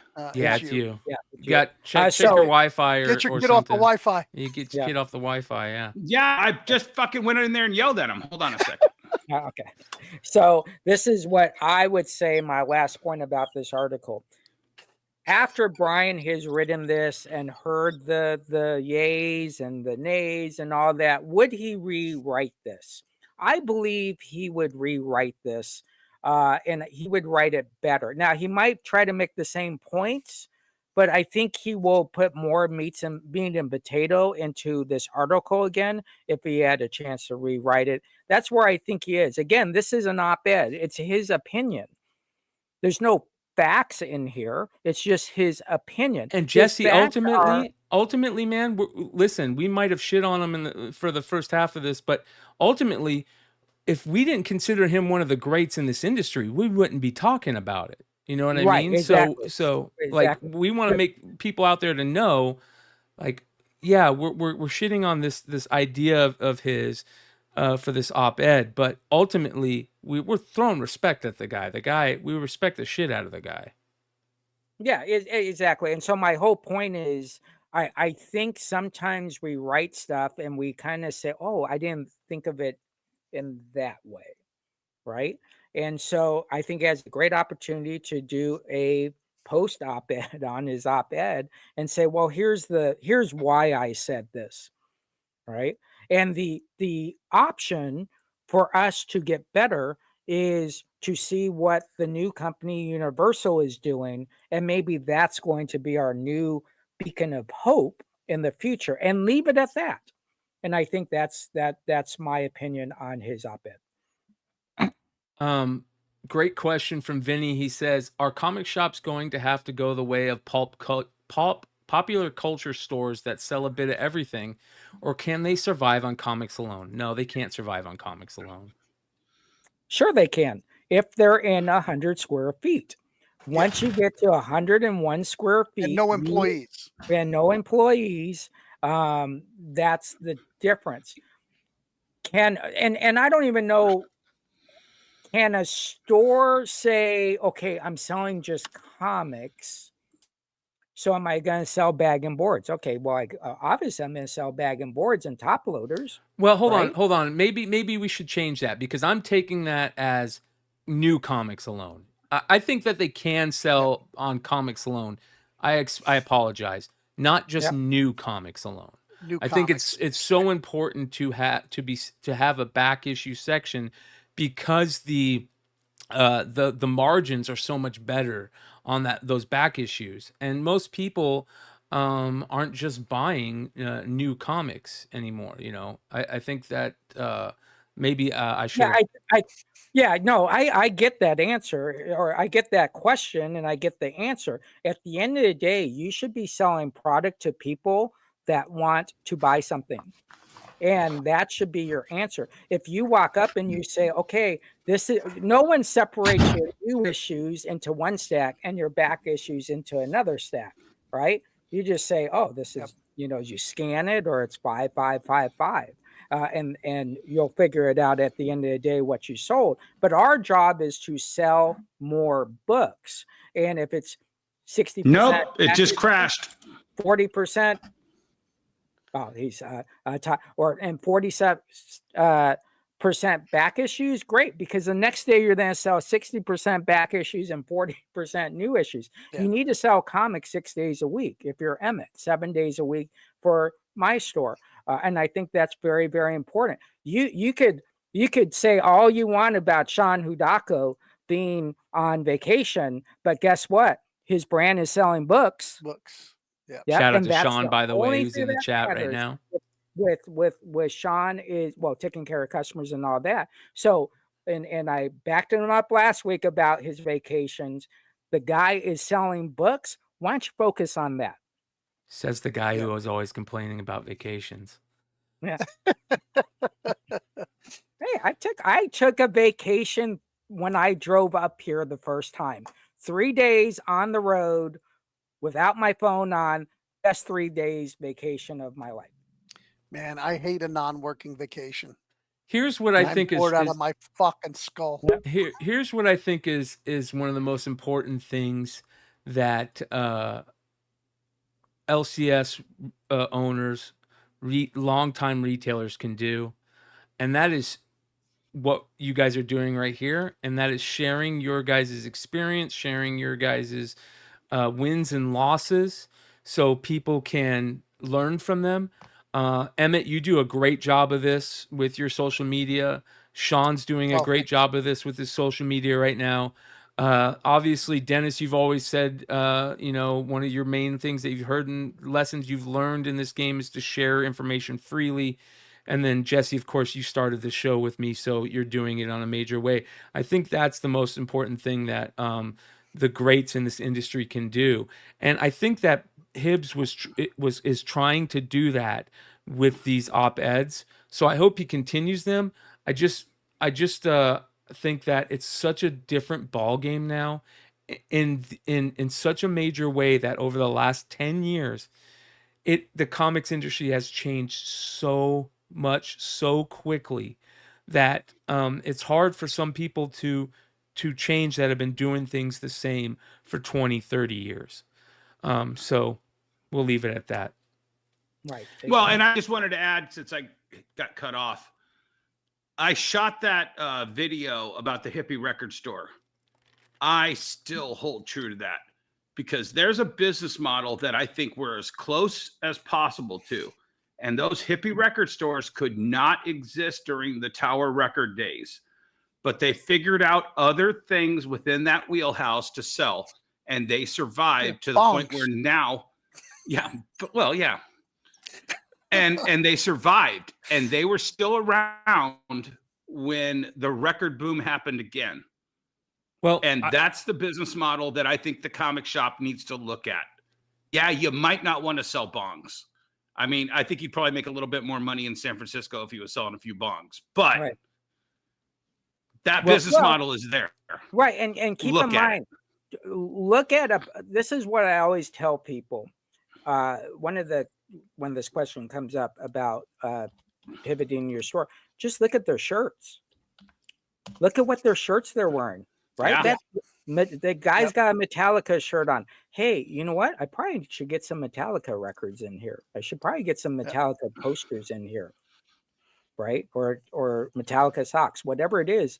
At the end of the day, our customers, if we're not listening to them, they're representing what they want to buy. Well, and more than anything, your customers are changing, demographics, the generation they're from.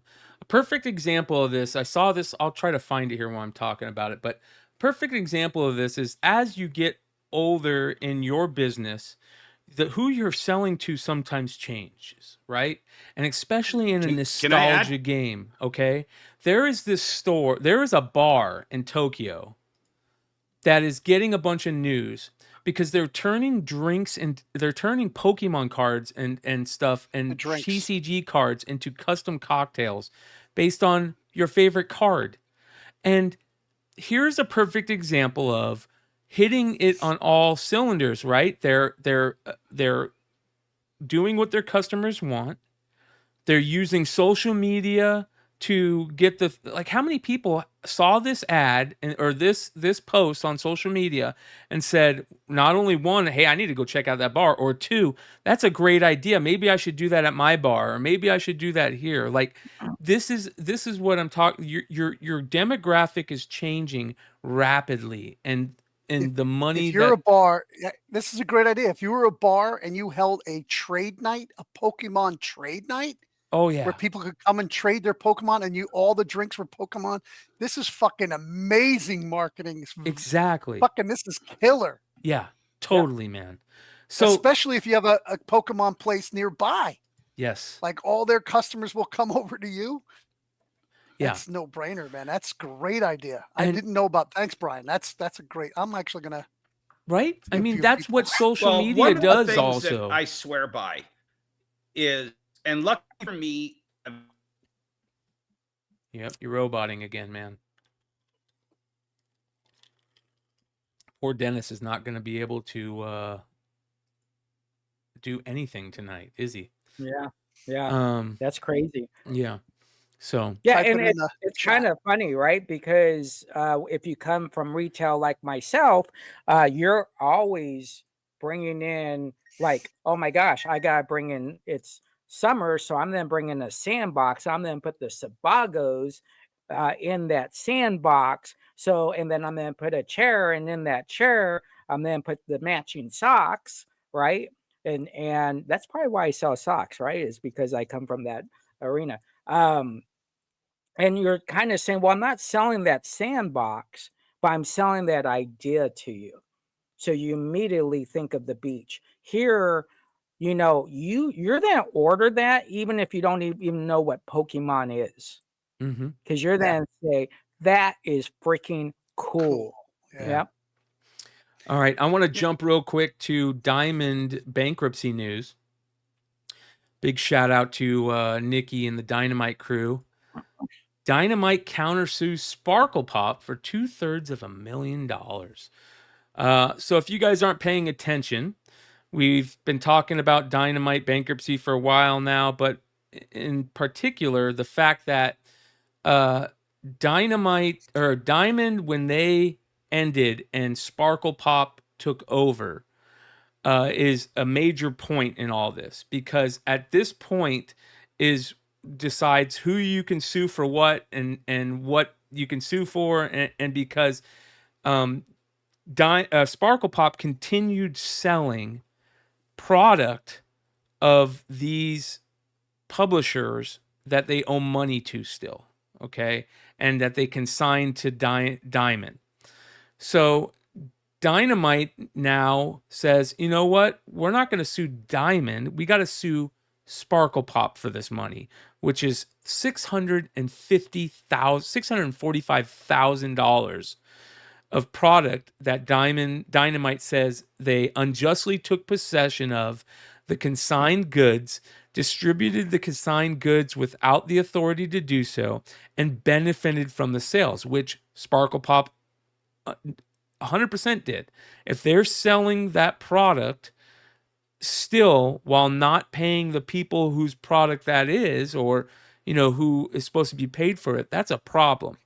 Other than that, I would love to hear your guys' thoughts on that. Jesse and Emmett, I know Dennis will pop in here in a second, but what are your guys' thoughts on Dynamite countersuing Sparkle for this money now? Go ahead, Emmett, because I'll tell the legal part of this afterwards. Yeah, I don't think he'll get any of it, even if he wins. It'll just, and if he does, it'll be so many years down the line and pennies on the dollar. So unless, I don't see what this gains him on this reverse thing, other than maybe a lien in the future. Well, I if he think can even get that far. But Jesse, and you tell me if I'm right about this. Doesn't it also gain him? It's an advantage because that money that he's talking about is held up in this lawsuit and can't be paid to somebody else. Is that an advantage? Okay, so I'll start at the beginning. So what Sparkle is going to say is product that was left in the bankruptcy was abandoned. And they're going to use the abandon word, and because that's the legal term here. Within the first 30 days of the bankruptcy, those companies did not request a inventory count at all.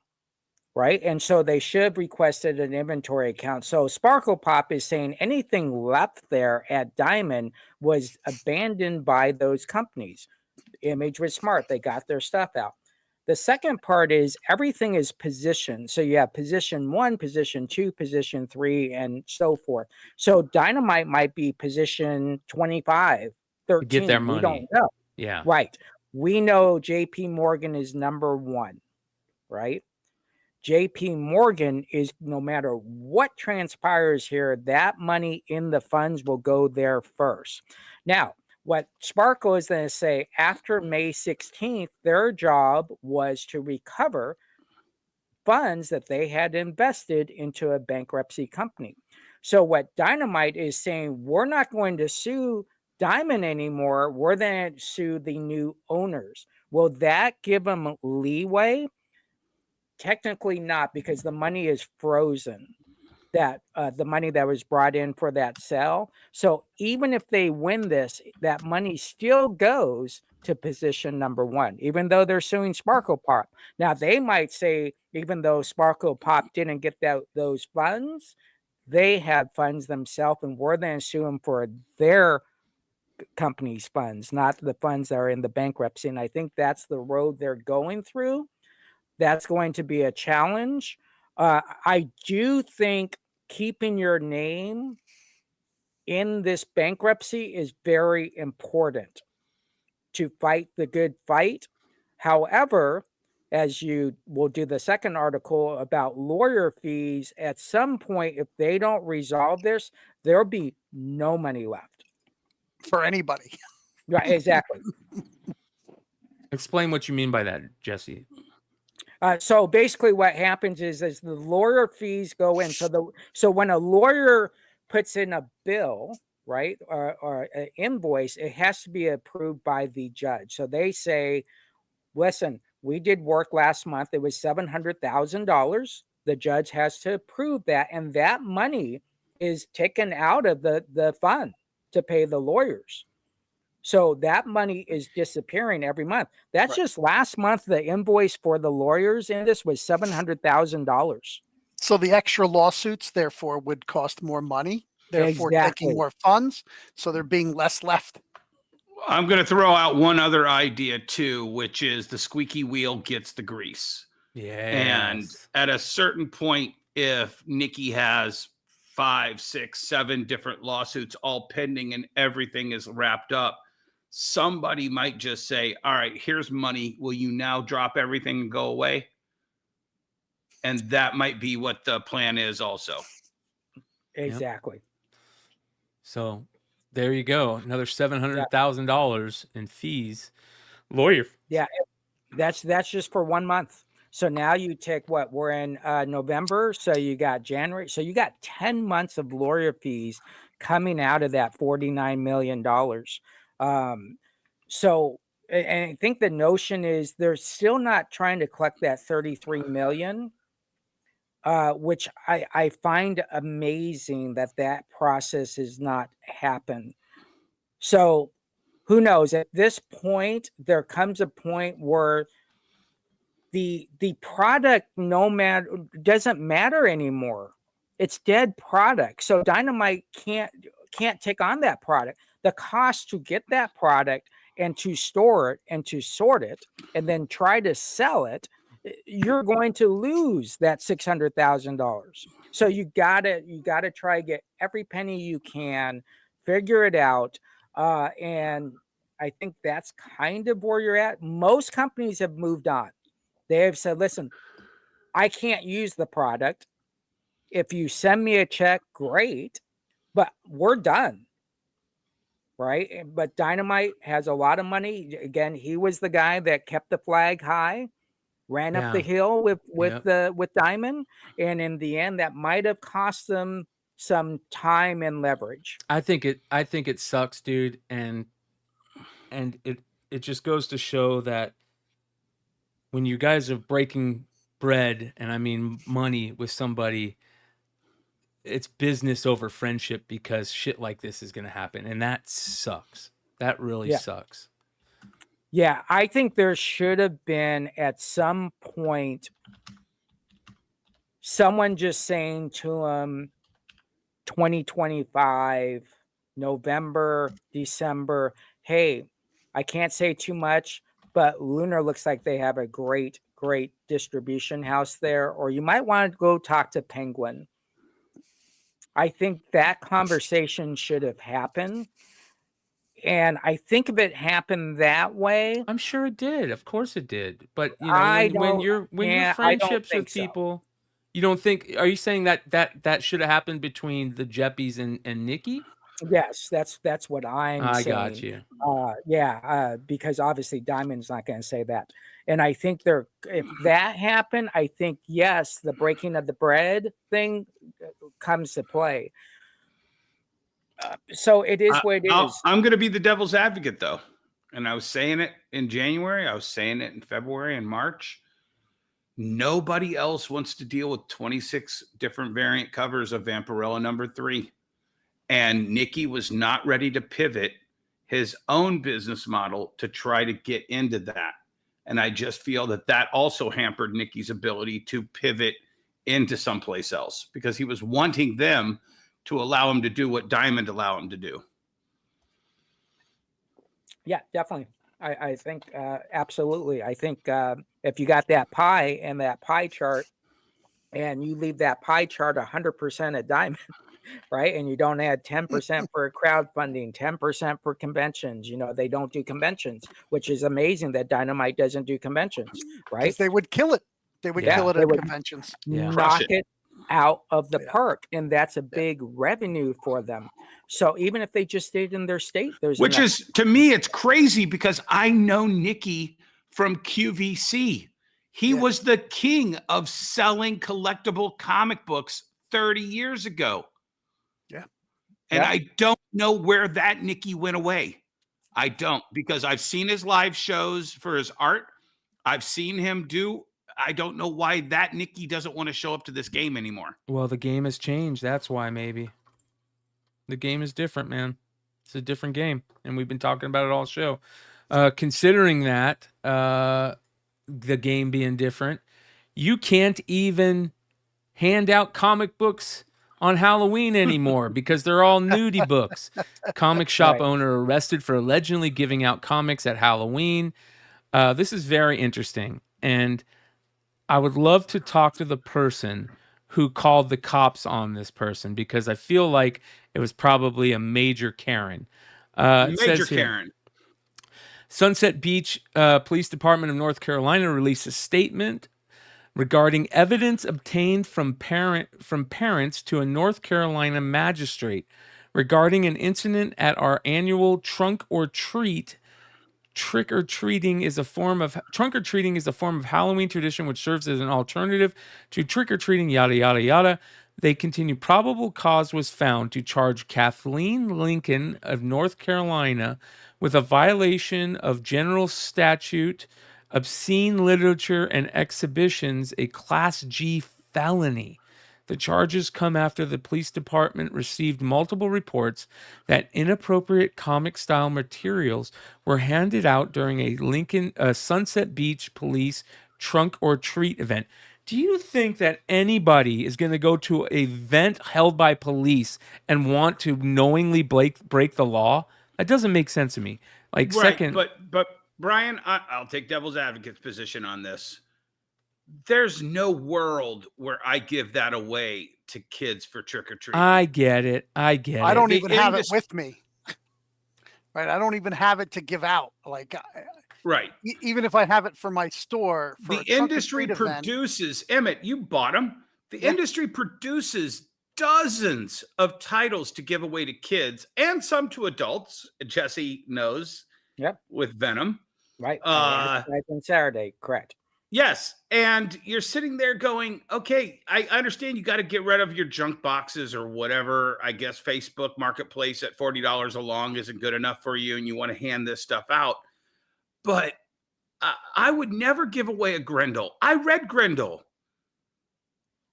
it was all blood. And I'll tell you what, the best side boob back in the day was Grendel. You know what I'm saying? It would never cross my radar to start handing out Grendel to kids at a trunk or treat event. Yeah, I would be interested if it was, and I don't know if they stated in the article, if the kid grabbed the book or did they actually hand the kid the book? The comics and questions were handed out as promotion, including a flyer for the store. Okay. Now, So the other question is, did they put it in the bags? Remember when they used to give us those bags? They used to have like that one Yeah. people could use Yeah. for candy. But If I you don't think just they probably filled all have the those anymore. bags- Yeah. You're wearing your Comic Fest shirt. Yes, sir. yes, boom. exactly. Yeah. So I think, yes, the notion of this article is you need to be very cautious in what you're doing, what you're giving away, and you just have to be smarter. They did do a post and they said they're taking time off.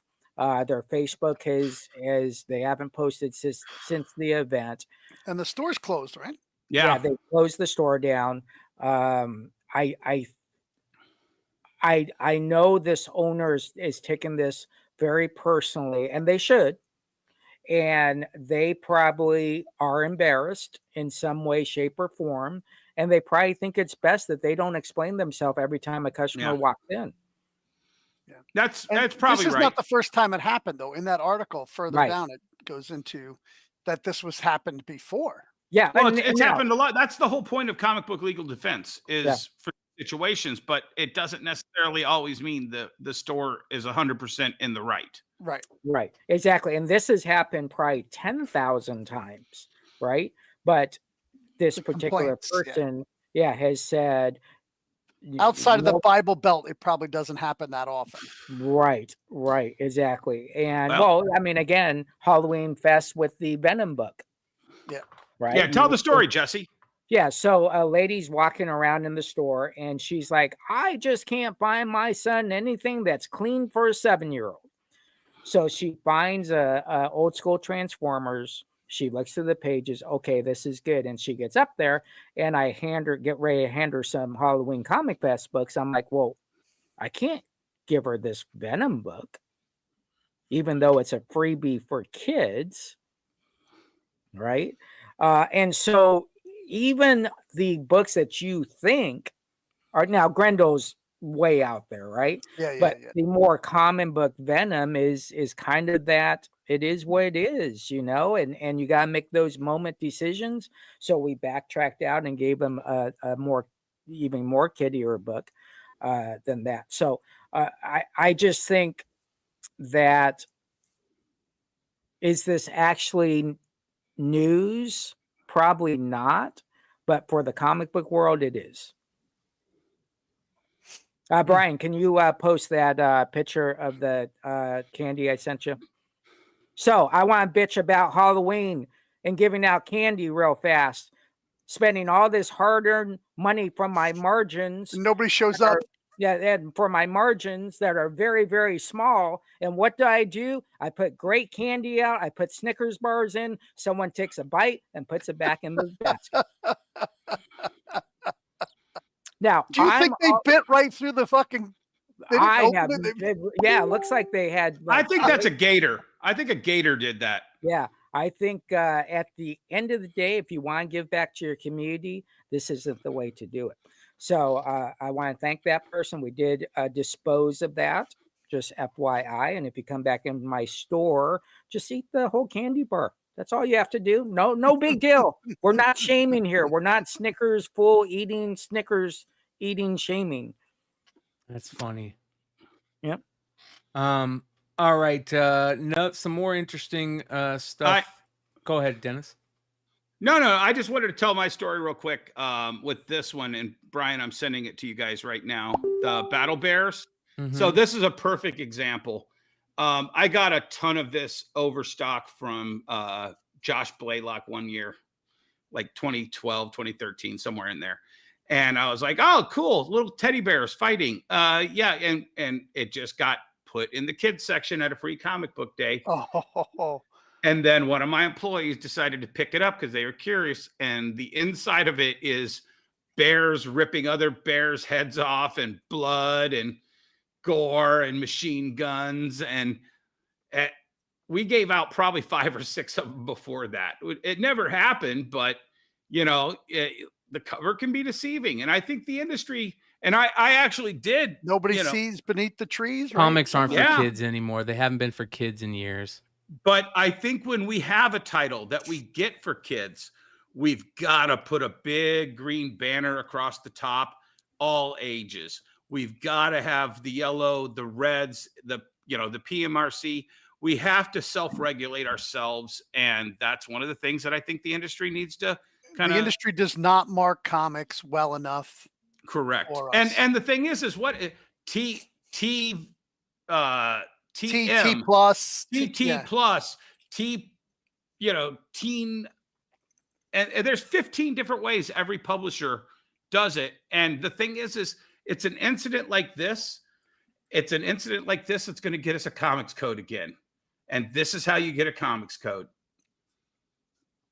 Yeah. I don't want a comics code, but I think if we put a big green all ages banner on everything that was all ages, we wouldn't have a problem. Right. Brian, do you see my my free comics for Halloween? It's in our Instagram. I'll try to send you one if you don't have it. Facebook or Instagram? Instagram. Okay, hold on here.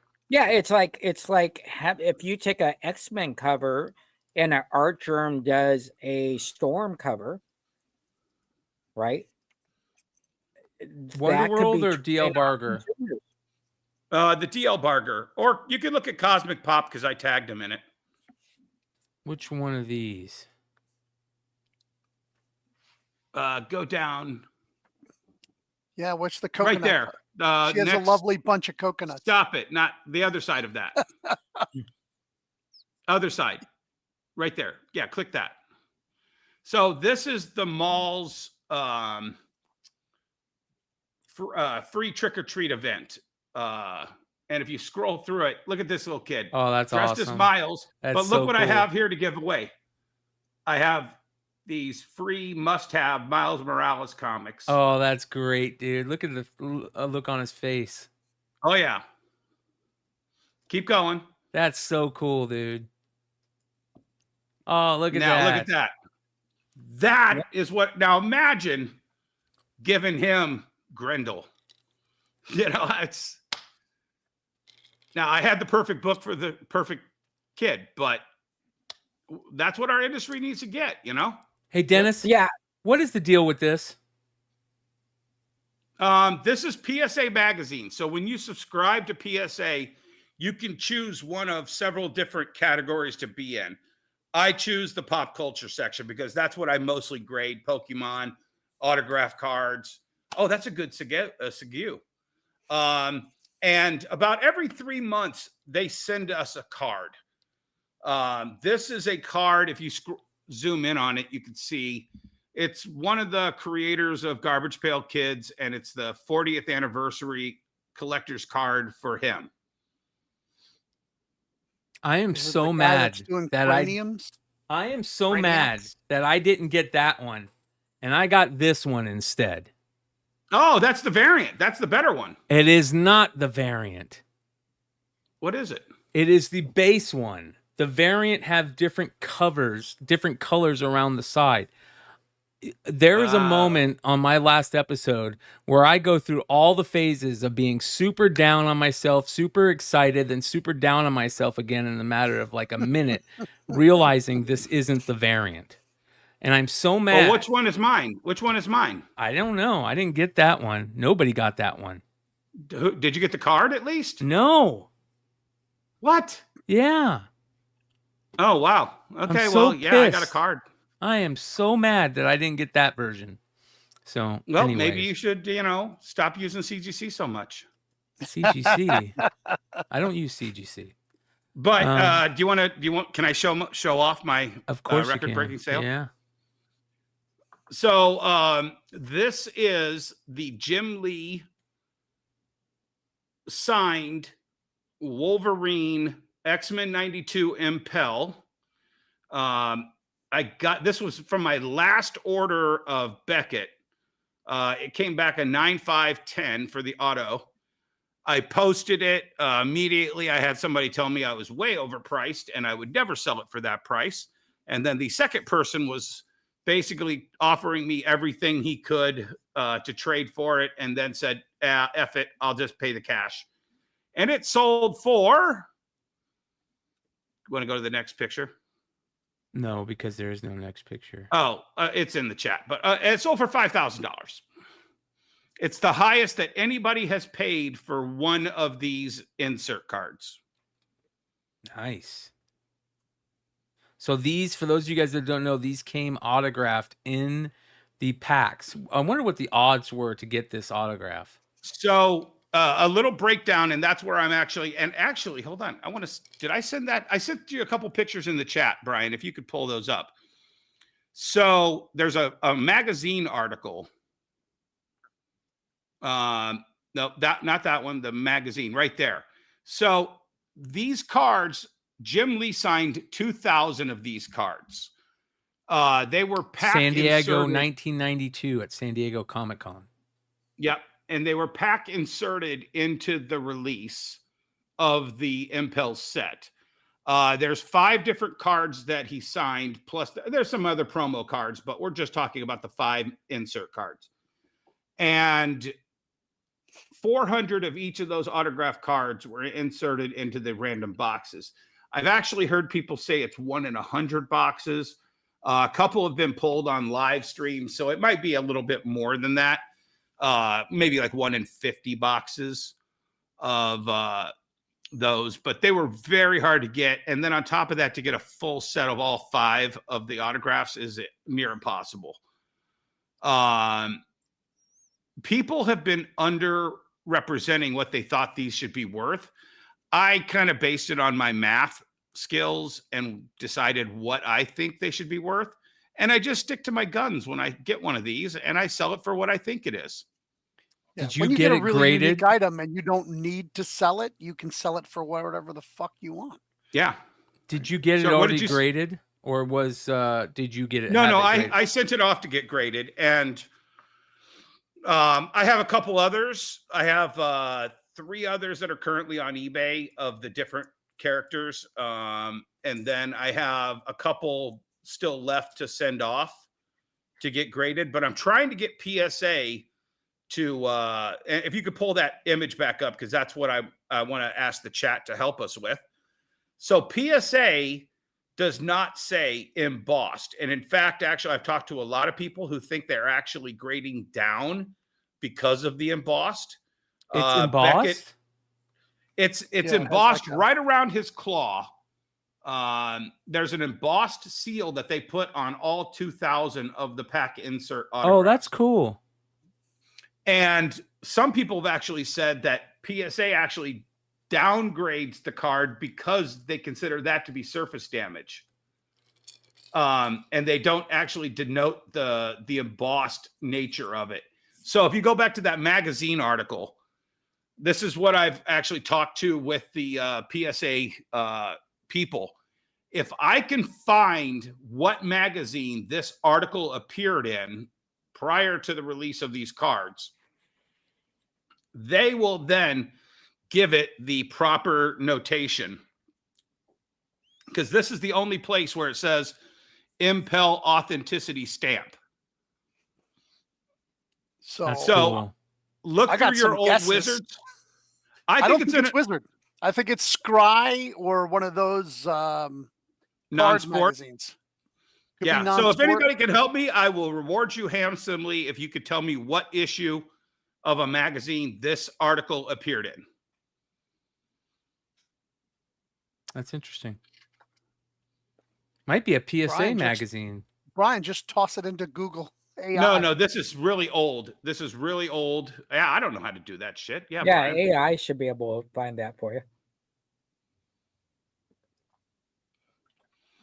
When was it? 92? Yeah, it was 92. Monster Manual? What? 91 or 92? No, that's saying it's from Dungeons and Dragons. It's not.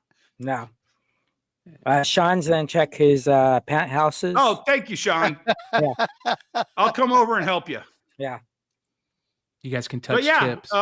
that's the thing is it's about getting the proper classifications, but also, you can get top money if you stick by your guns and decide what you think the product is worth.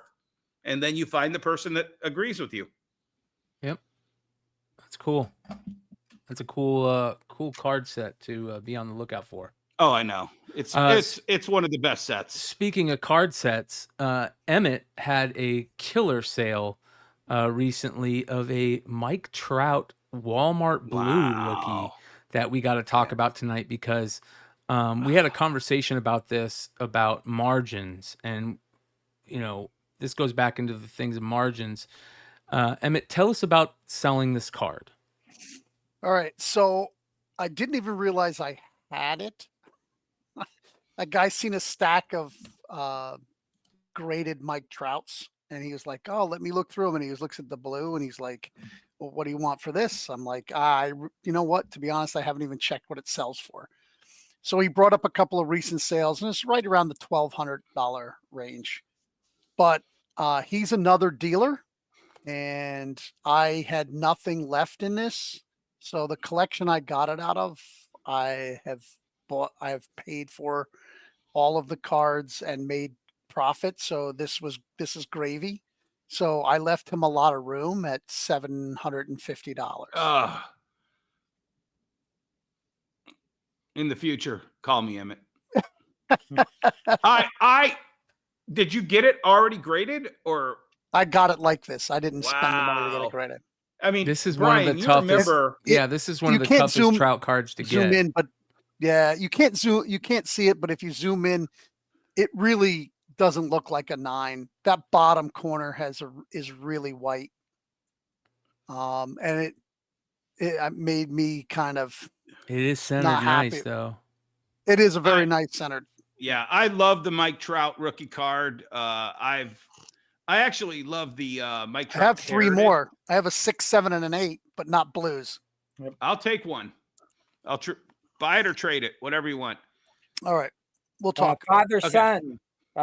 Brian, bring that up. Father Son. The magazine is Totally Kids, Volume 1, Issue number 2 from the summer of 1992. And Father and Son Vintage Cards and Comics, Dennis owes you a reward. Yes, absolutely. Yep. Oh, my God. Really? Okay, hold on. I got to pull that up. Do you have that magazine, or are you There's somebody that...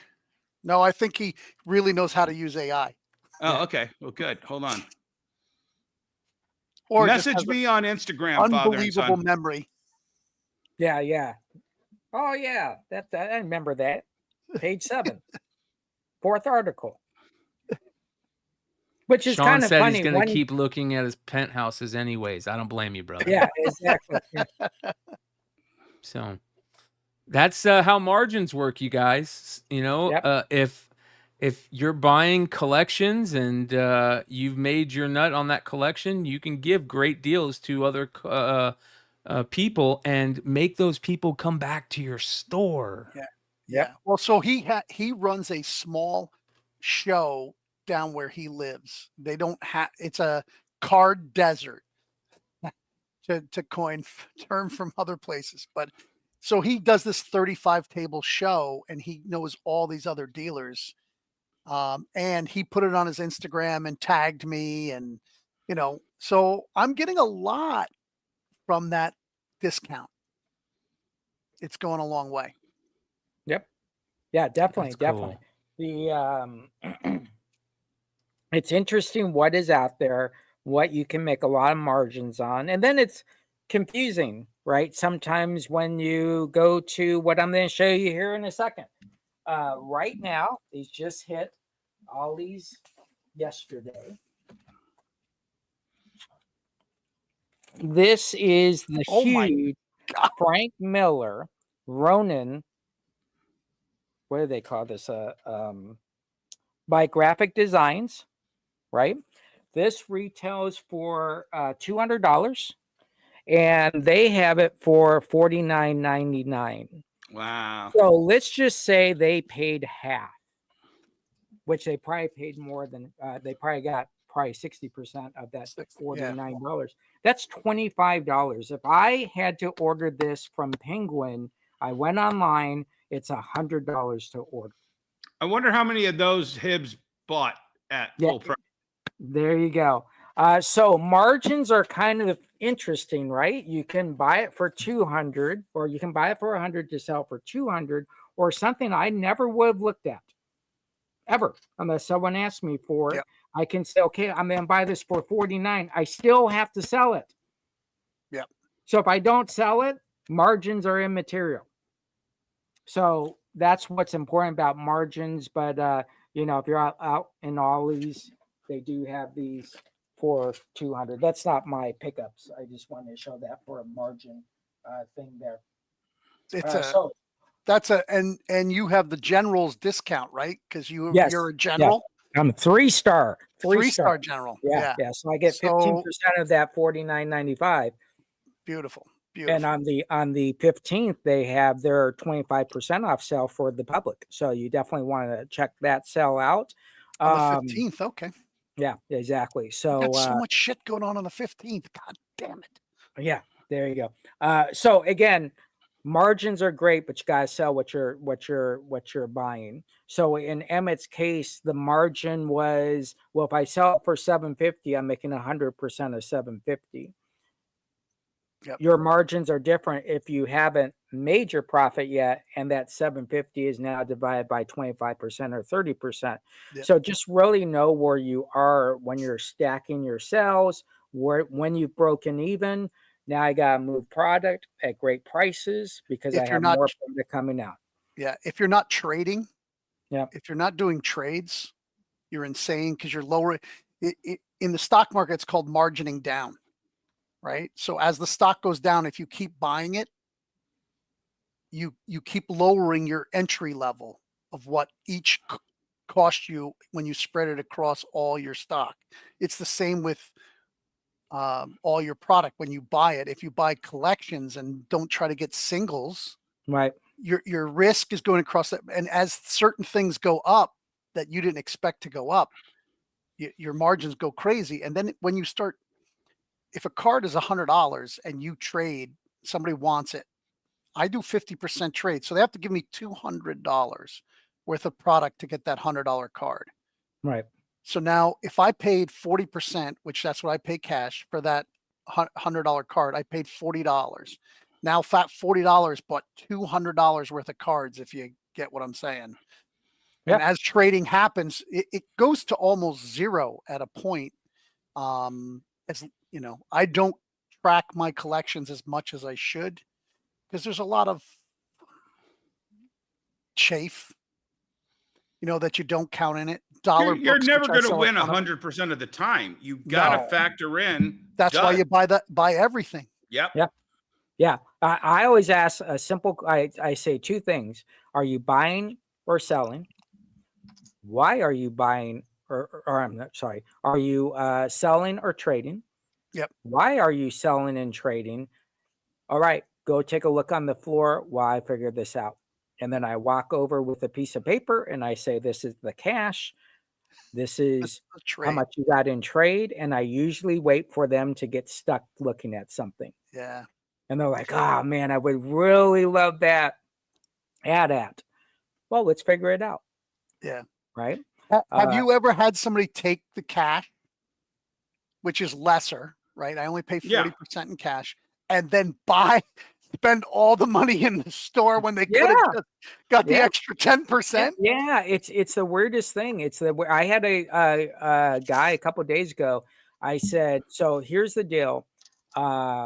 He goes, well, I just want some dollar books. I go, okay, you could get $60 books, right? So he walks up with 5 books. All right, I got my books. I go, well, you got 55 more books to trade there. And he's like, no, I just wanted these 5. And then walks out. I know. Right. And so we live in a world where it's not cut and dry. Things happen and you just let it roll. But usually if you ask someone why you're selling, that tells you how to negotiate that collection. I need space, right? I'm moving versus I got to pay my rent. I got to pay a power bill, and that's how you negotiate on those terms. Whether people think that's good or bad is immaterial. That's just the way you got to get information. I think this notion that people think they walk in and they say, I want $900, and you say, oh, I'll give you $7. That doesn't happen in our world.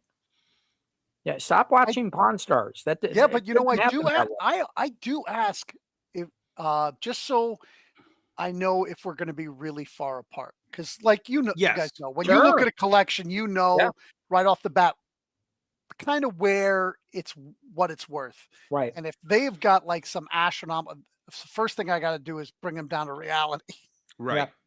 And then we can work from there. A lot of people they're afraid they don't know and they're going to undervalue. Right. They watch all these things like Pawn Stars, like American. I want to share something with you guys that I found kind of interesting on an IG post recently. This is very interesting story about Toys R Us and Amazon. And I don't know if you guys saw, but Toys R Us is coming back. Yep. So, like Jesse It'll talked never about, be the same. Big Lots. Yep. Toys R Us was such a big part of my childhood that I can remember so clearly the drive to getting in my mom's car, driving to the local Toys R Us next to the Metro Center Mall. Like, it was such a big part of my childhood, walking in, going down the G.I. Joe aisle and seeing G.I. Joe figures stacked like 9 foot high on the walls. Like, it was such a great part of my childhood, that it's just something. That and Lionel's Play World, KB Toy Store, like all those 3 places were amazing. But Toys R Us was the big dog. And this is very interesting. What started as a friendly partnership became one of the most expensive miscalculations in retail history, and a $12 billion lesson in trusting your competitor. Now, this goes back to what I'm talking about, friendship and business, and on a much bigger scale. Now, I'm not saying these guys were friends, but this is very interesting. At the turn of the millennium, Toys R Us was a retail powerhouse, the #1 toy store in the world, but they were late to one thing: e-commerce.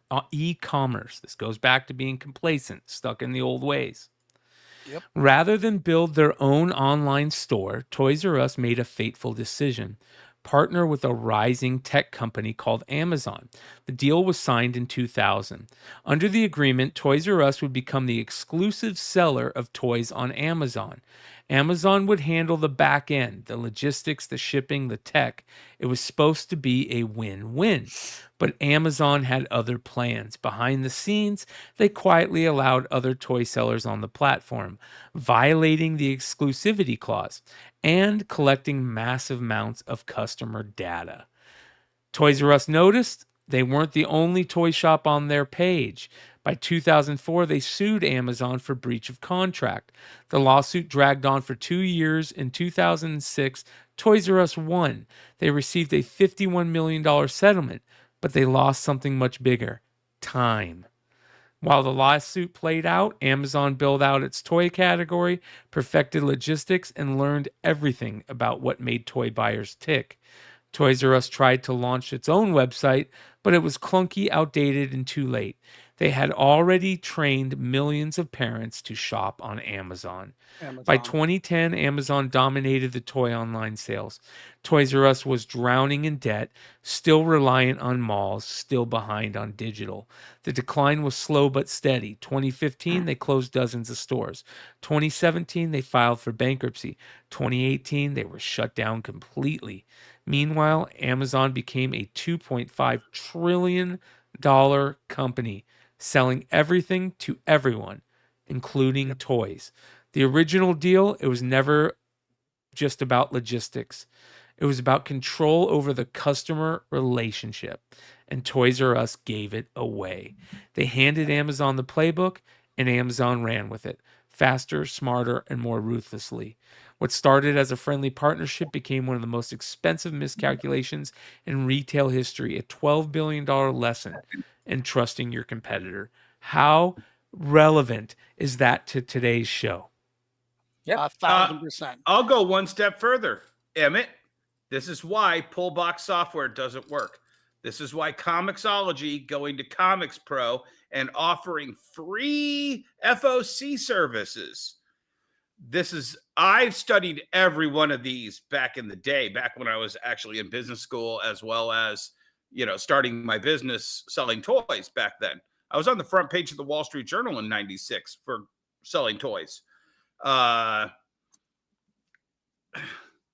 This is why our information is crucial. Our customer information can never be for sale. It can never be rented. It can never be leased, because every single one of these cogs, that's what they want.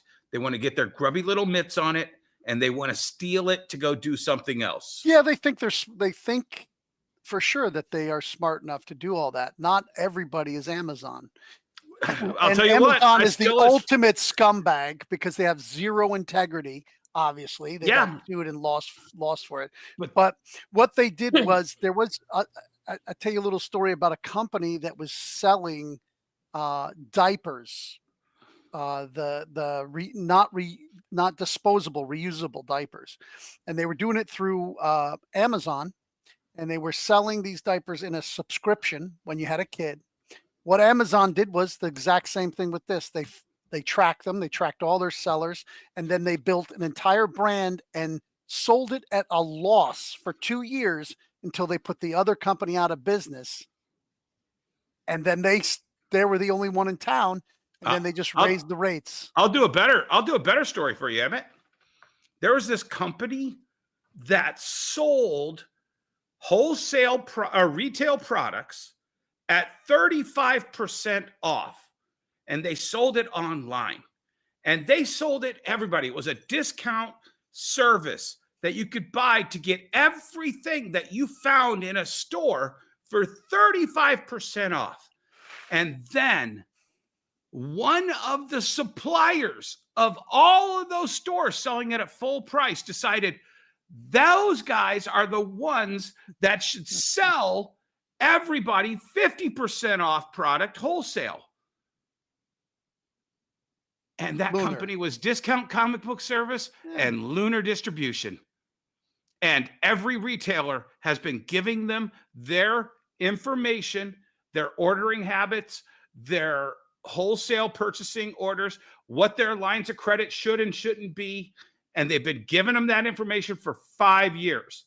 And they still operate a discount service offering to all of our customers 35% off. Hibbs, where's your fucking article about that? Yeah, and to think, who did the deliveries for Amazon for years and years and years? Was it U.S. Post Office? Yep, United States Post Office. And then all of a sudden, out of the blue, hey, we know what type of trucks to get. We know how much mileage we can get. We know how much it costs for gas. We know how many items can fit in a truck now. We know the routes. We know the zip codes that we sell to the most. So Amazon has done this throughout their history, and they will continue to find ways to do it. And, and their announcement with advanced AI and all this stuff that's happening. So, the comic book industry, we haven't been hit by AI like all the other industries. Right. Because we do have a resistance factor to it, which is a natural resistance factor to our media. But that's how these companies get to the next level. It's all about gaining knowledge. It's about gaining customers and learning out patterns. And once you figure out that pattern, it's easy. It's just like you're trying to figure out when someone walks in the door, what's that pattern? Where do people walk? Do they walk right, or did they walk left, or did they walk straight? And then you figure out that pattern. Oh, I need to put my A block product in the right side because that's where everybody walks in. Yep. And so we're always gathering data non-stop. Even when you use your Square or whatever, PayPal, whatever you're using at the counter, that company is taking all your information when you run that card, and they're calculating how much loans they can give you and what do they need to fix on AI or how to use loyalty points is all driven by every transaction. All right. One of the last stories I want to bring up is something very interesting, and this is for you, Jesse. Yep. Your eBay, what is it called? Positive feedback, 100% positive feedback rate might not be worth anything anymore because of this. Check this out. Major seller that has a cheat code to remove negative feedback on eBay every single time. I'm only airing this because eBay's pissed me off, and I think they're doing a horrible job with the authenticity program and also policing their old 2000s tech. So all you have to do to remove negative feedback, pop into this area over here and make sure you select options like inappropriate conversation or private transaction request and then block the buyer. Then eBay's algorithm automatically deletes the bad review. This guy actually has over 10,000 sales and not one negative feedback, so it definitely works. And honestly, this just exposes another flaw in eBay's system. Holy cow, that's crazy. That ain't a flaw. That's the winning combination right there. Right. And thanks to this jabroni who Now everybody knows. It's yeah, gone. now everybody knows, and eBay has already fixed that issue. So that does not exist anymore. Why would someone do a video on that? You know, To expose eBay. Clout. Yeah, well, No, expose clout eBay. chasing. Get Yeah, but- clicks. Yeah, Yeah, it's all about exactly. click. No, he Yeah, said it's why all he about did it. click. He said why he Yeah. did it.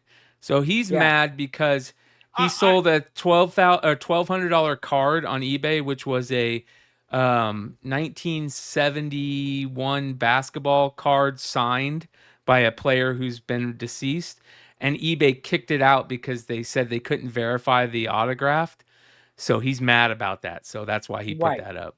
Yeah. Yeah, exactly. And I- what So you should have sent it to PSA. I actually had Get it that happen authenticated. to me, and it couldn't have been worse. Best timing. I sold a Michelle Trachtenberg card, autograph card, and I can't prove it, but eBay authentication might have put a little ding on the card that didn't make it look like the picture that I had, Oh, because we couldn't see that ding on it. And they kicked it out, and it sold for like $125. While it was coming back to me, unfortunately, she passed away. I couldn't resurrect the transaction at all. I tried.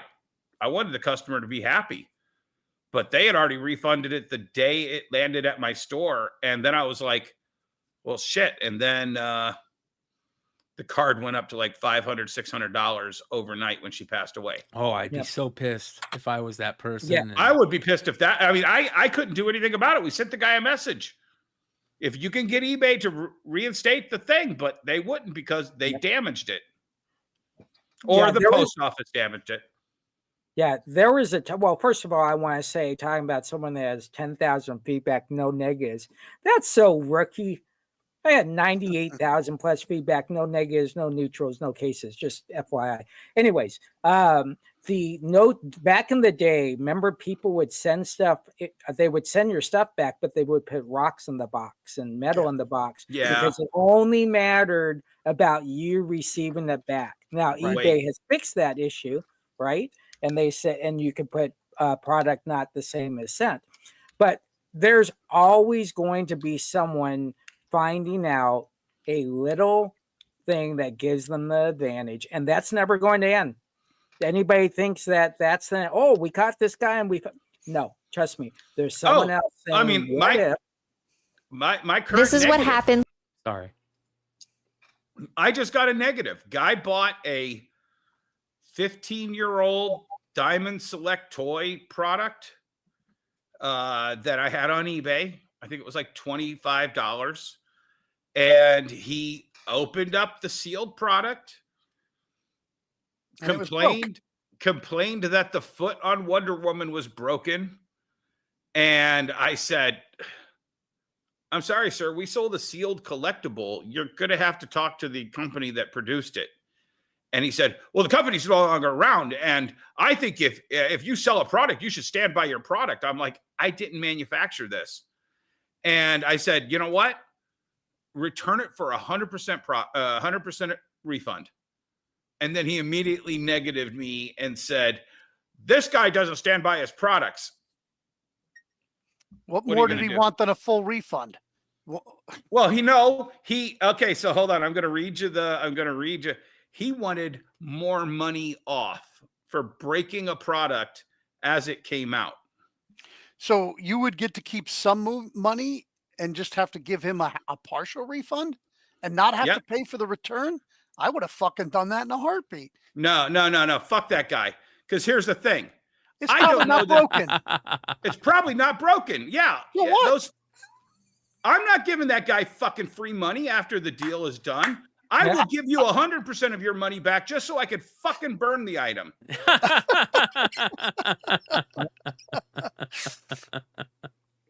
eBay hits you for the shipping both ways. Don't matter.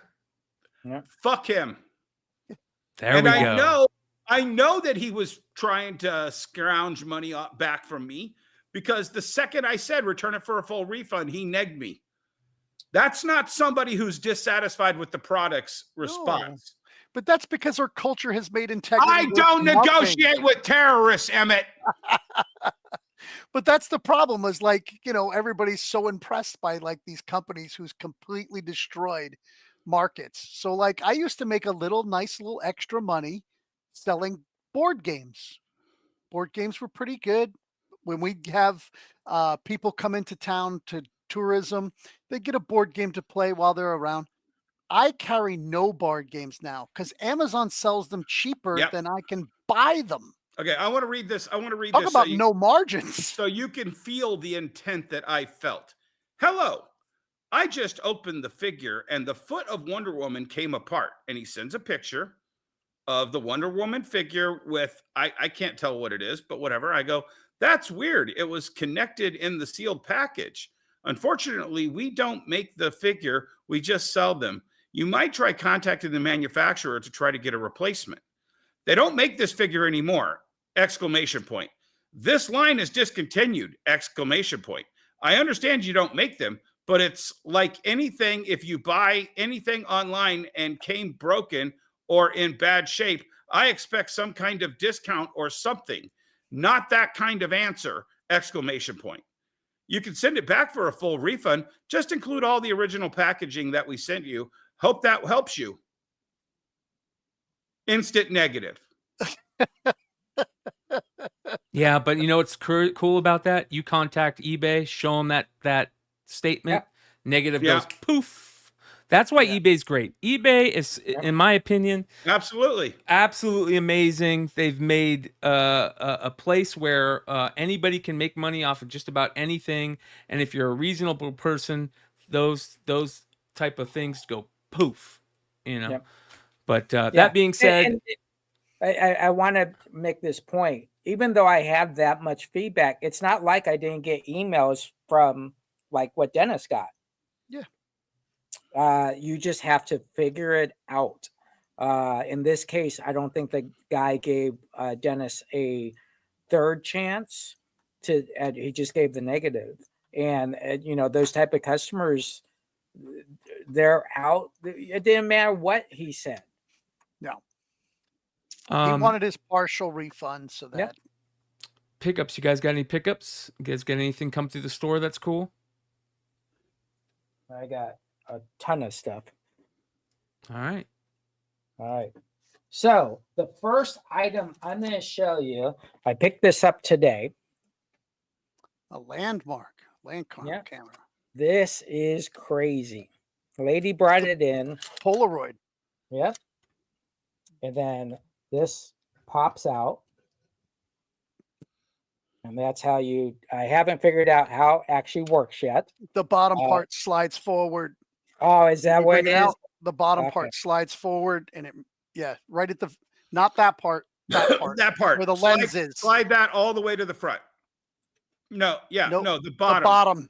bottom slides forward. No, of what you were just The holding. bottom, where the rails Oh. are. See the rails? The rails on it. I have no idea. Anyways, we'll figure that out later. So I did pick up that today. No which is kinda study. cool. They're Yeah, good money. They're good Yeah. money. If it's first gen, they get good money. Yep. And then I did show you that book. I also picked up, and again, I bought these 3 items for myself. I picked up the Infinite Crisis Compendium. Oh, very cool. Yeah, that was very nice. Got that. Such a great series that made Superboy Prime into a stud. Yeah, man. Exactly. And then They don't do enough with him. I know. Then I picked up this. This is the Amanda Connor. Oh, cool. Very, very cool book. It's only $20, so that was great. Jesus. Yeah. And then today You don't have to buy weights. It's Yeah, gym day. exactly. Then I picked up this, which is Nursery Rhymes from 1942 today. Oh, that's cool. Very nice. And then I picked up Three Little Pigs from 1941. And then the last thing I was going to show you was, and I also picked up Peter Rabbit. Well, And you the haven't final- showed your best pickup that I've ever seen you get. That is one of my ultimate grails, and that's the San Diego Comic-Con.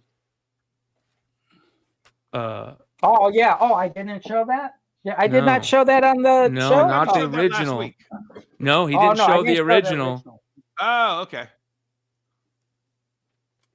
Don't. If you ever decide to sell that, Jesse, let me know because I want it. Okay. So then I picked up this. Oh. And I'm going to tell you folks something that's very interesting. When you're dollar diving, obviously this is an ash can size. You have to look down into the box for mini ash cans. So this is the very first program for San Diego Comic-Con. This is awesome. Very first program, 1970. Very cool. But what makes it awesome or unique is, I don't know who signed it, but it is signed. Go back. Okay. Oh, you might be able to figure it out. Yeah.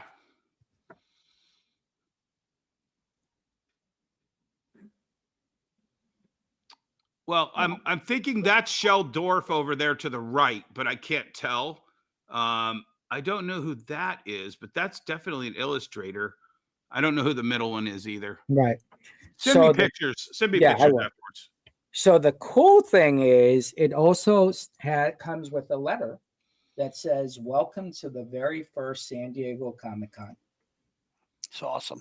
Yeah. That's one of the coolest things I've ever seen. Yeah, there is. I called Heritage. They had never seen it before. Everybody I've talked to has never seen it. A lot of people think 1971 was the first program. Well, we just changed it with the 1970 program. And it was just a very unique item that many people had passed. And, stuff like this where then hopefully get it graded. Don't get and that then graded. What are you kidding me? Hell no. Okay, Leave leave it get raw. that graded? Yeah. And then we'll figure People it want to out. look at that. Here's the thing. The reason you get something graded is to say that this one is better than the other one. When there's nothing in existence, there's no sense in putting it in a plastic If I bought coffin. that, I want to look through it. I want to read everything in there. Yep. Yeah. So that was my pickups. All right. Anybody else? Mine are all on eBay, so I didn't want to bring them up, but I got a group of concert T-shirts. Ooh. So I had a 99 Ozfest. It sold the day I put it up. You can look it up. It's vintage 1999 Ozfest. If you search that and then go to Solds, it's on a mannequin with no head. The mannequin doesn't have a head. It's just a body mannequin. And it's Ozzy's face, like multicolor I tried to share it. I brought it up, but there's no share button when it's sold. So these are all the shirts you got? They're not all mine. Oh, look at that Grateful Dead. That Grateful Dead is mine. That Grateful Dead is mine. Ozfest. Yeah. 2005. That's the other Ozfest. Yeah. Oh, this is my page. Yeah, this is all the stuff. But if you look at sold items, Oh, there it is right wow. there. Wow, that's That's awesome. cool, man. I think you went too low on that one, my Hell man. yeah, you did. Yeah, it's sold on the day I put it up, so I definitely went too low. But I paid. Oh my God! Look at all the bands that were there. Holy shit! I paid $10 a shirt, so I think I'm all right. There was 29 shirts. Damn, dude, that's super cool. Yep. Look at all those. The other ones, yeah, there's a lot of good cool ones. Very cool. And man. I still have a bunch to put up. As you can see, there's very few. I do almost no comics on eBay because I don't grade, and so there's people have an issue of oh, can I get more pictures? Well, that's more time. I put in 24 pictures. If you need any more pictures, so I don't do comics online. It's without being graded, and I don't grade books. So that's on eBay. I don't do online. Sets. I sell sets through eBay, and they have done really well. I sold the Sandman set for $500 recently. So, hey Dennis, before you go, I forgot one thing. So a customer walks into the store today. Oh, is this a joke? Yeah, it's the Al right. A lady walked into the shoe store today. I don't She had a salami remember, under one hand and a poodle under the other. I don't remember when they allowed them to carry stun guns. So a customer comes up, Maria Collects, who's I guess known on a lot of pages. She's a presser and cleaner and all that. So she goes, "Here you go. I'm bringing you all these books." And I go, "Awesome, great. I appreciate it." And I'm like, when she leaves, I'm just going to put all these books back into the thing. And she goes, "Well, are you going to ask me why I brought them to you?" And I go, "Well, why'd you bring them to me?" She goes, "You might want to open up all those books." So she pulled Mark the demos. Jewelers. They're all Mark Jewelers. Very nice. Yeah, just sitting in the boxes on the floor. I'm like, man, I wish I had that much time to do that. All right, Dennis. Dude, I took it nice and easy this week. Brian, want to pull up my pictures? So as everybody knows, I'm a huge fan of the G.I. Joe Classified. This company was at New York Comic Con, and I got to see that. I already ordered these. It's basically like crowdfunded. These are all G.I. Joe scaled tanks. Because when Hasbro does them, they want $300 or $400 for a tank and a figure or whatever. These guys are making that tank for like $200, $225, I think it is. It's called Ramen Toys. I got this. I am such a fan. So they've made a modular so that you buy the tank back picture. Brian, go back to. So you buy the tank. Well, that tank part comes off. Then go to the next picture. You can buy an addition that goes on it and makes it look just like the Wolverine tank from G.I. Joe. And when you look at it next to the Hasbro $100 Vamp, and you realize for $250 you have a perfect Wolverine, oh my God, dude. I'm buying everything this company makes now. Yeah, I wanted one of their Ghost Rider cars. Yeah. And they have that in Dukes of Hazzards, Ghost Rider, Punisher, you name whatever iconic car you want, boom. And Hasbro wanted what, $400 for a Ghost Rider figure and that same style car? No thanks. Damn, that looks cool, man. It's Vamp. perfect. It's perfect. when I held it in my hands, it's like I'm 12 years old holding that Wolverine in my hands. I just don't like Does the it way come the complete? missiles look. It looks cheesy. No, it looks. Pull up original Wolverine. It looks exactly like the original Wolverine. I didn't put any stickers on this. This is me ripping it open. Okay, I get you. So it When does come with there's stickers. stickers. That's There's all cool. sorts of extra stuff to add on. Cool. Hell yeah.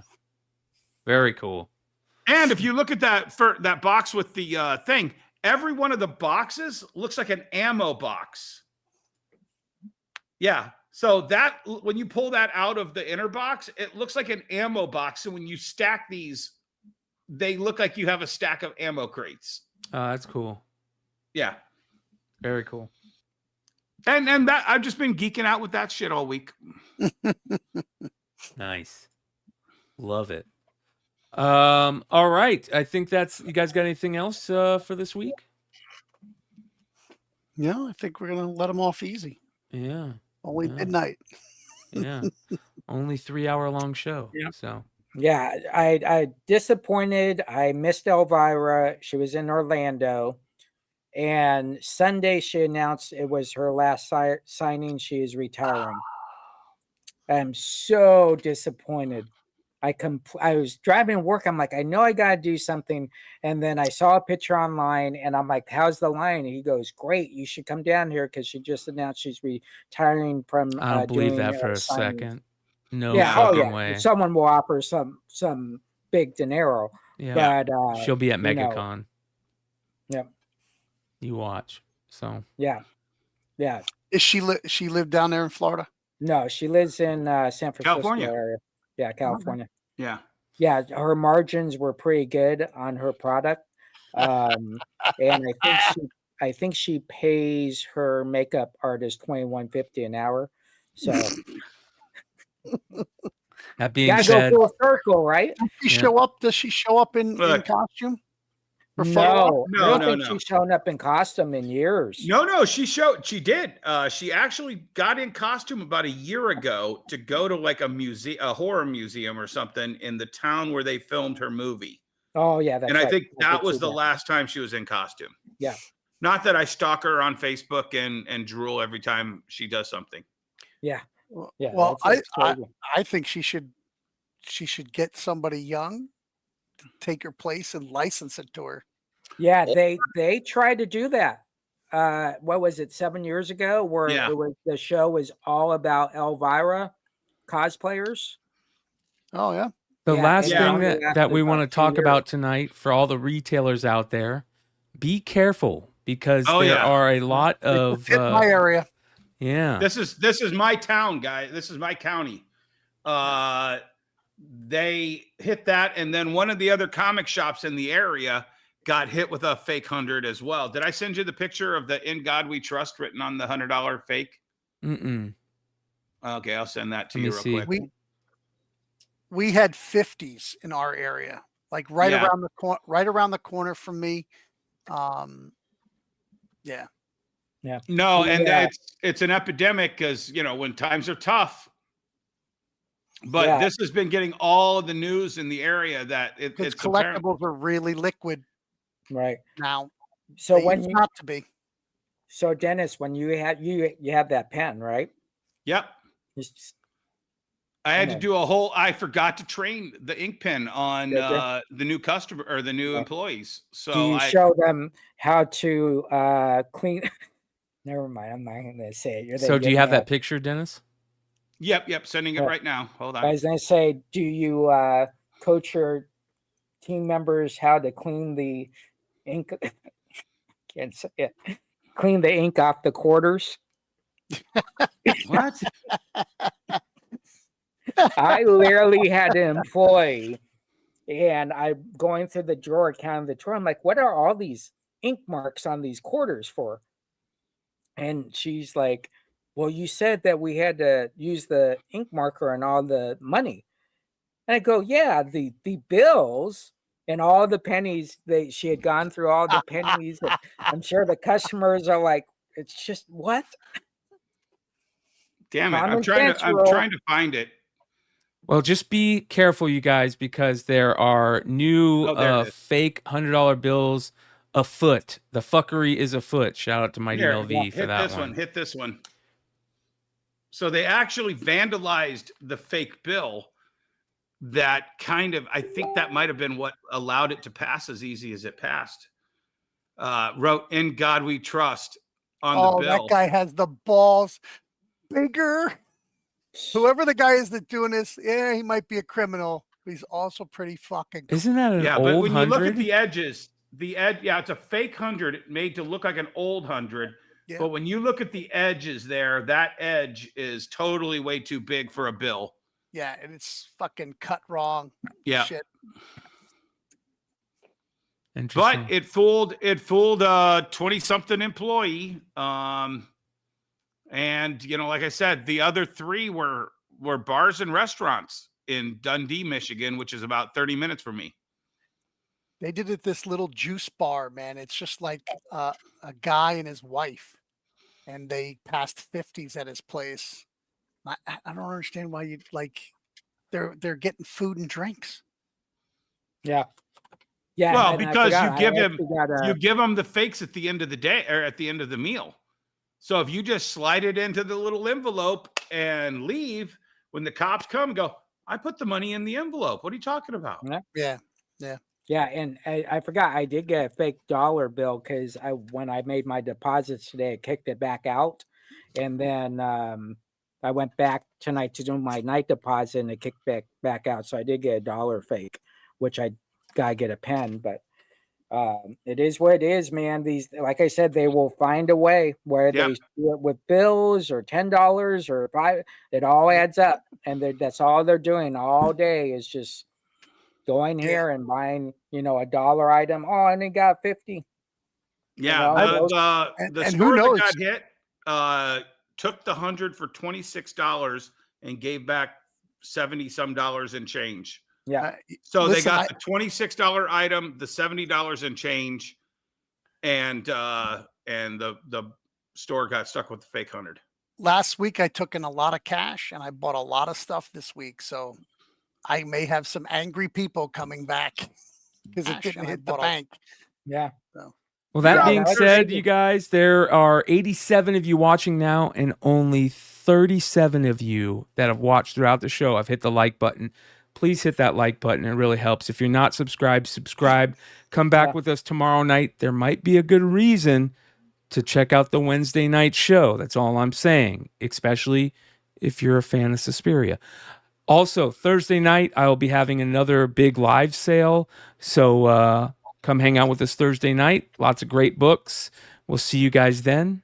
Adios. Bye. Yep.